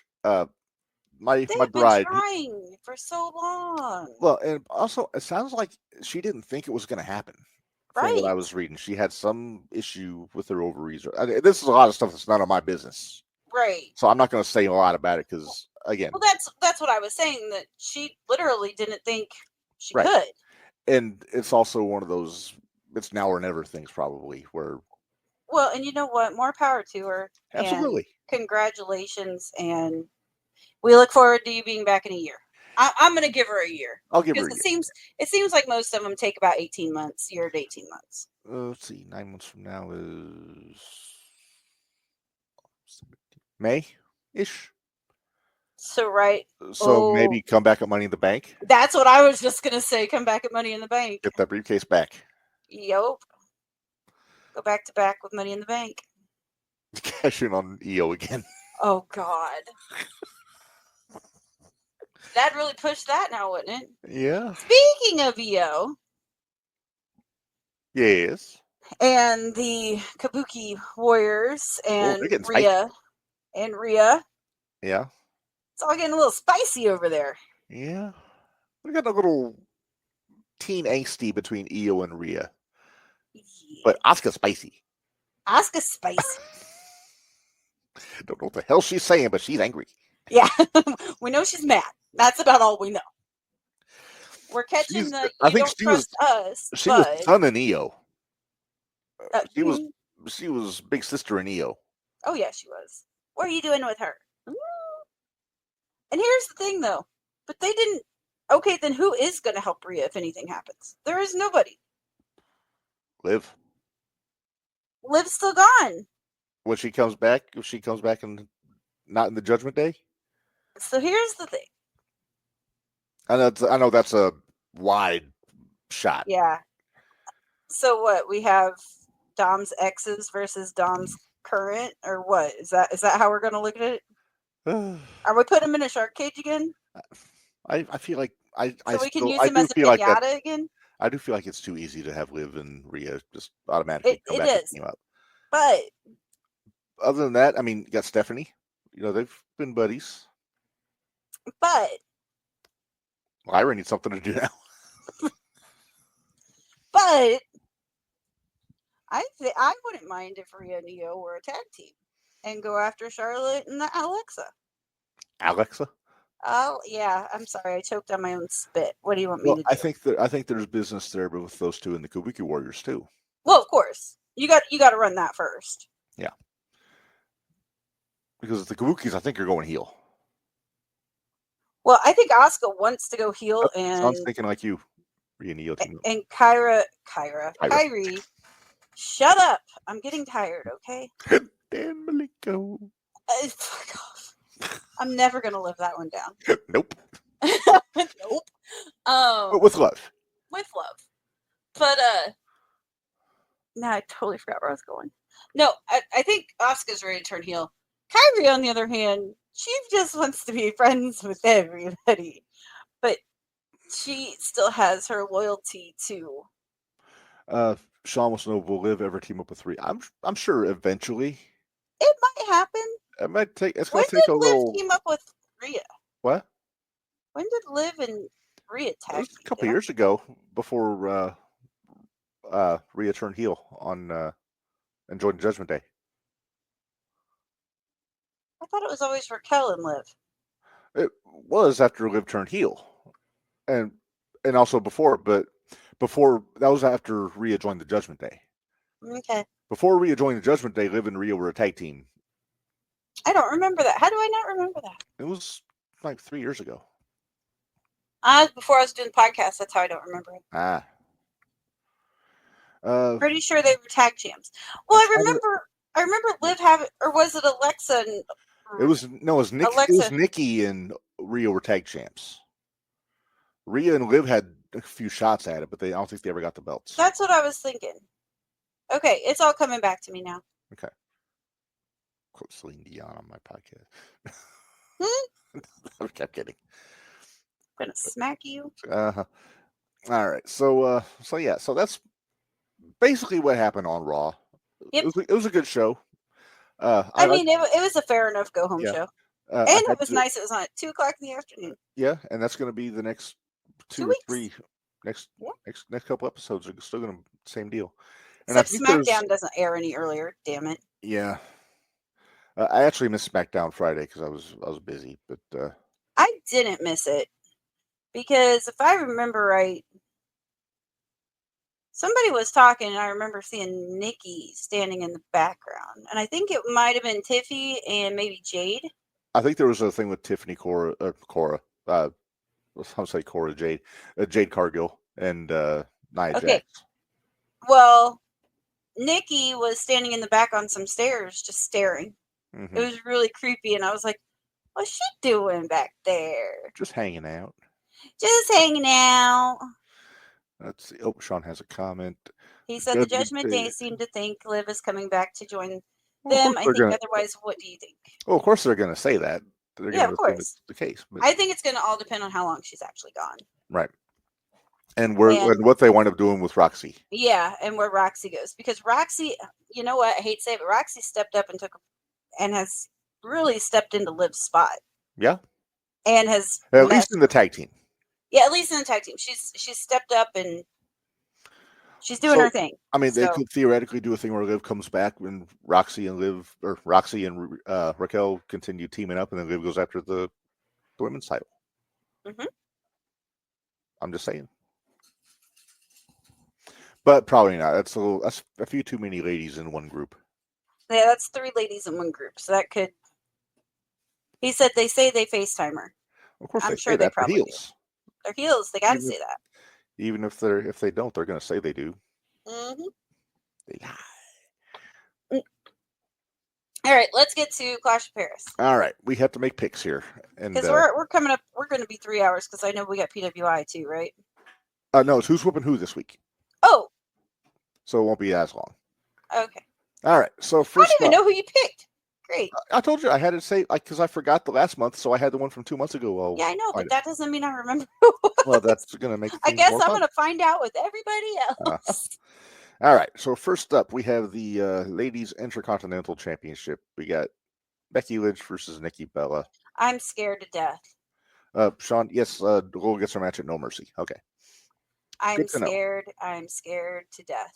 I picked Becky. Mm-hmm. but I am scared to death. I'm sticking with my pick, but I'm worried. Yeah. Well, we both picked Becky here. Are you worried? Are you scared? No, I don't think so. No? Okay. You know, I really want Chelsea to go after it, honestly. I'd really like to see Chelsea go after. It has to be on a baby face, though. And So then but- that's but- even more. I think it needs to be on Bailey if it's going to be on a baby face there. But Bailey's kind of turning too. She's conflicted. She's conflicted. Yeah. All right, but we're both going Becky. Yeah, both going Becky. All right, let's talk the good old fashioned Donnybrook match. Yeah, Sheamus and Rusev. Okay, This is the rubber match. They're 1-1. I know. And I went Sheamus. You went Sheamus. Did you go Rusev? I went Rusev. I figured as much. Okay, my logic behind this. Mm-hmm. This is Sheamus's match. This is his stipulation. A Donnybrook match is his match. Mm-hmm. Regardless, it's going to be a bang. It's going to be awesome. Yeah, I can't wait. I think that's probably the one match I'm looking forward to most, honestly. It will be good. All right. Next up, we have John Cena versus Logan Paul. I went with Cena. Okay, I went with Logan. I think I could see Cena putting some people over on the way out. Well, I can see him putting some people over, but He's only got 10 appearances left, so he's going to put people over. He's got to get to putting. I know, but I'm still saying. And you can't say it's because it's his last appearance in Paris, because every place he goes is going to be his last appearance somewhere. Yeah, I know. And that's not why I'm saying put him over. I think more I'm thinking that it's more of a now he's back to keeping wrestling the way it should be, where if he was still on his heel run, although then it wouldn't make sense for him to fight Logan. Mm-hmm. But I feel like now he's fighting against everybody that wants to make it quote unquote a joke. Mm-hmm. I get it. And I think he's going to have Brock at WrestlePalooza, if I'm not mistaken. Oh, it's Brock at WrestlePalooza? I think. They haven't said it officially, but I think I heard that's where they're going. All right. Next up, we have the Tribal Chief versus the Tribal Thief. I think it has to be Roman. I agree. I'm going Roman on this one. But I think he's going to make Bronson look like a star. Oh, yeah. Bronson's going to look great. And if fuckery doesn't come into it, then... Well, Braun's not announced for a match, so he's going to probably be there. I mean, he's already in Europe, so... I mean, yeah, he's already there, so... But I'm just saying, I feel like Bronson's got the better of Roman for the past 2 times, because he's got 2 pairs of his shoes. Yes. So I think... He tried to get Roman, the 3rd pair yesterday, but didn't get them. Well, and I think Roman needs to get his shoes back. Well, eventually he'll get his shoes back. He needs to get that shoe of follow back. But yeah, if Braun doesn't interfere here, he'll interfere in the other match. I'm more thinking he'll interfere there. But does Roman kick out? I really hope not. I know you hope not, but I think you will. Foot on the ropes is what I'm hoping for. Okay, go foot on the ropes then. Don't kick out. Foot on the ropes. Okay. All right, and then the last match we have is the main event, 4-way match for the world title: Rollins, Uso, Punk, LA Knight. I think I know the answer to this, Minderz. Minderz Law. Yep, Minderz Law. We're picking Seth. Seth just got it at Survivor Series. He's SummerSlam. Or SummerSlam. They're not taking it off of him right now. Not with all these stories with Punk and with Roman and... I say this with all respect to the people of Paris. They're not blowing a title change in Paris. Mm-mm. Not on a middling house show pay-per-view. And I say, again, all due respect. Did we get Dom and AJ again? On Raw. Oh, okay. I think it's next Monday. Okay. Because they were teasing that too. Yeah, I saw that. The match JD had yesterday was very good. Oh, JD's match. I missed JD's match. I didn't see it. Because JD and Dragon Lee was I am really high on his wrestling. He's ever since he was in NXT UK, I've been a fan. Yeah.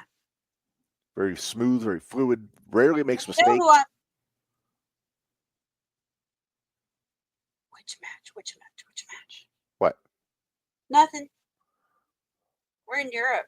Is there any chance we get Ilya back? I mean, it's possible.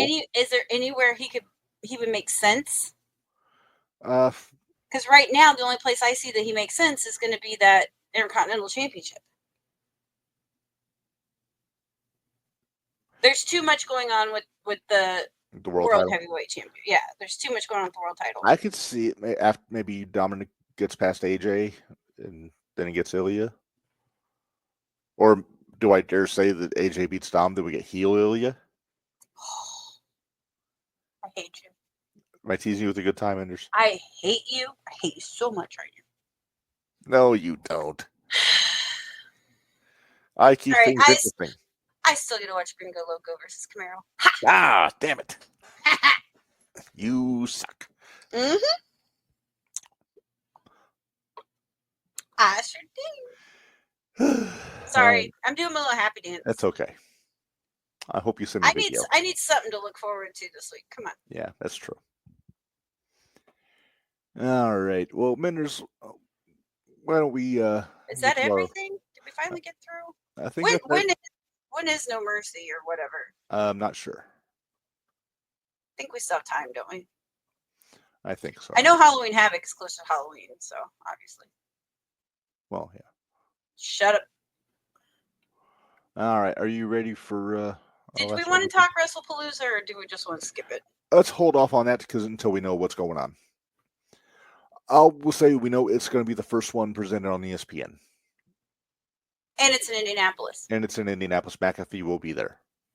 Joy. But as of now, that's all we know. Yeah. All right, let's do Who's Whooping Who. All right, here we go. I want to look.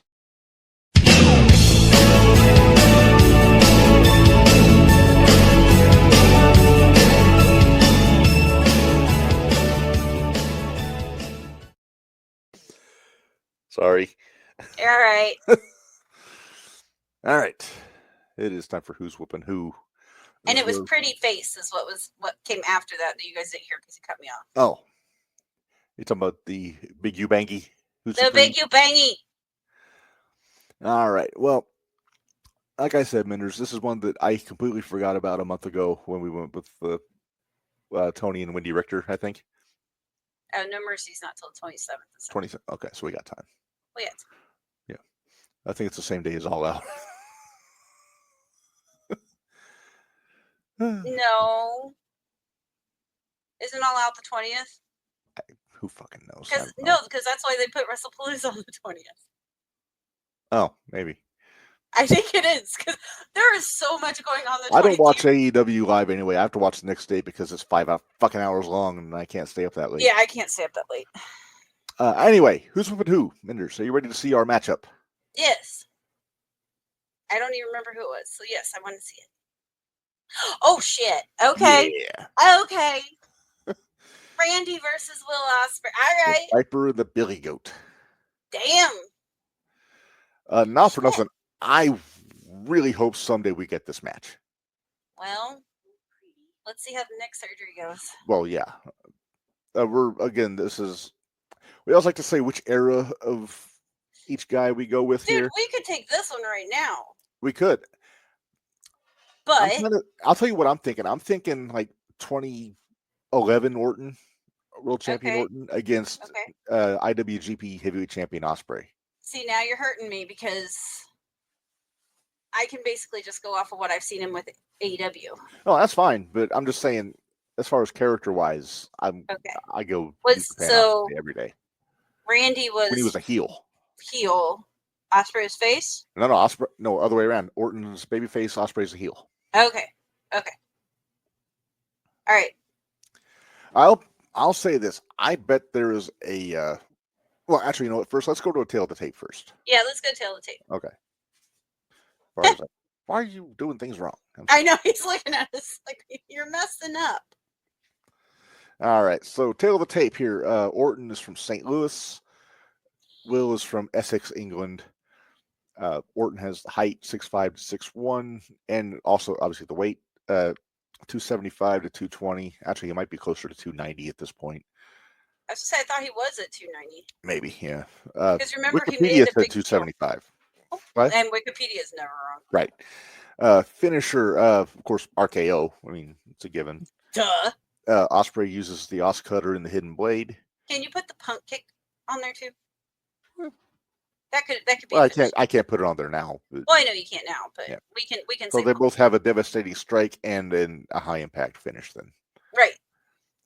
Championships, of course, Orton's 14 times World Heavyweight Champion. Ospreay's won a lot of titles, mainly the IWGP World title, Rev Pro Heavyweight Champion. Then throw in like the IWGP US title, all international championship, all that stuff. Right. Ring of Honor TV champion at one point.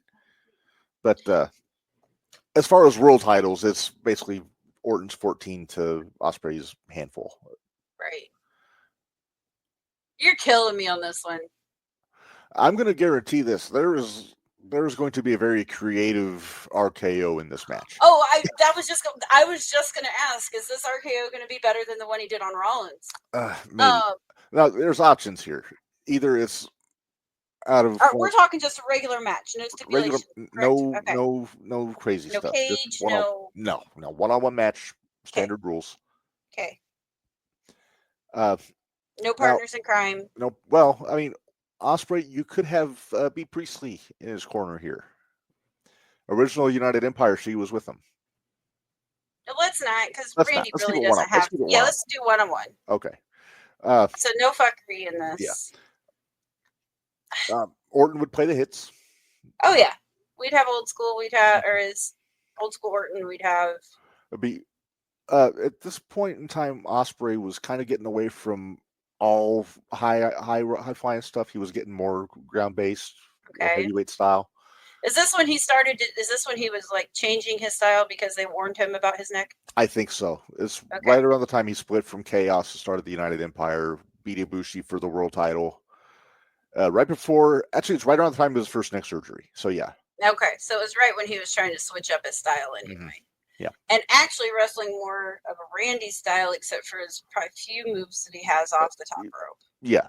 That's about right. I think that's why he started using the Hidden Blade. That's kind of his version of the punt. Yeah.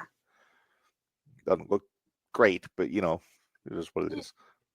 It was kind of fun off the top rope. Yeah. On AEW though this week. Yeah. Both these guys use a version of the cutter as a finish. Yes. I could see Ospreay going for an Os Cutter and Orton countering it into an RKO. Yeah, I could too. Actually, I know how you would go in the RKO. Stormbreaker. Ospreay's move off his shoulder. You pull Orton down on the way down. Orton catch the head and does the RKO.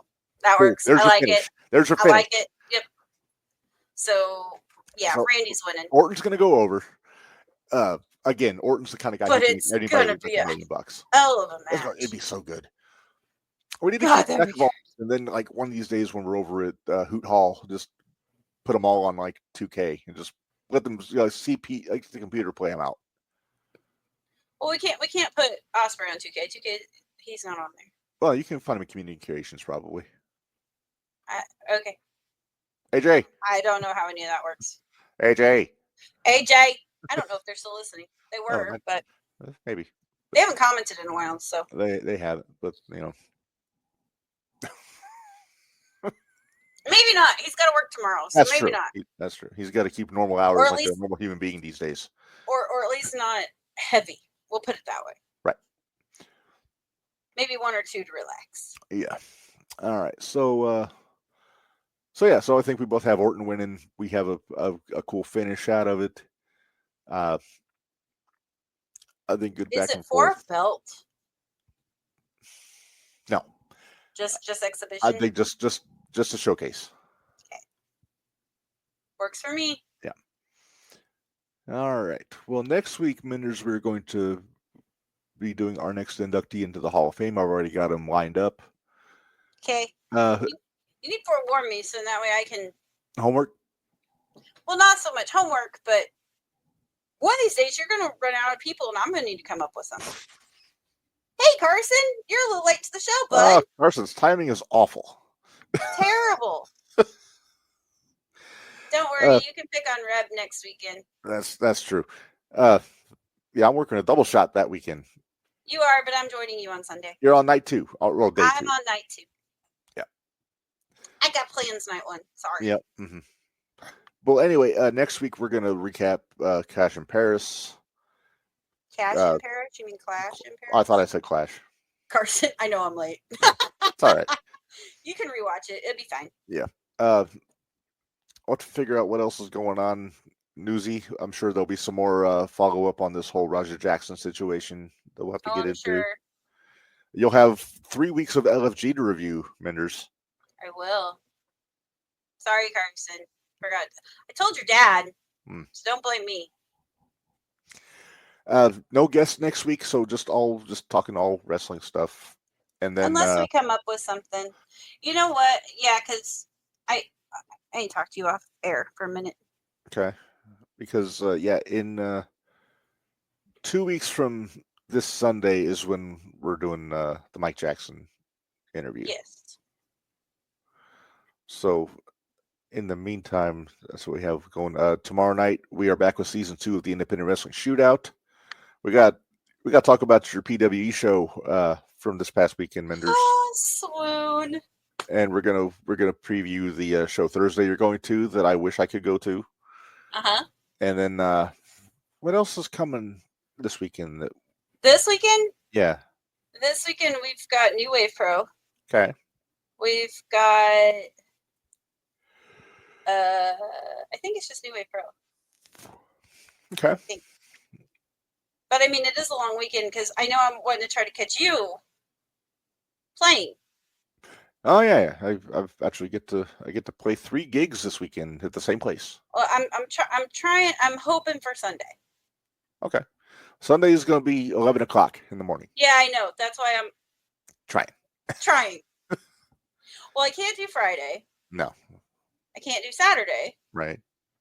Depending on my situation, I don't know if I can do Sunday. Yeah. Well, we'll see. Depending on if people come home. That's true. Minderz, I hope you have a swinging week and things look up. It would be awesome if they would. Yeah. I'll try to distract you as much as I can tomorrow between the shootout and recording another Extreme FN review. Do we have a guest tomorrow? We do not have a guest tomorrow. Okay. So it won't be a long one. I might be able to get one if we want one. We'll talk off mic. And okay. All right. Well, let's say we get out of here, Minderz, because we're coming up on 2:45 here. So thanks, everybody. We ended up at 2:45, and I didn't think we had a whole lot to cover. Well, we had 3 pay-per-views, and that's true. All right. Well, thanks everybody for joining us this week as we kicked off season 6. Until next time, for Minderz, this is Rib reminding you all life is hard, work stiff, and we'll see you guys next time. Thanks, guys.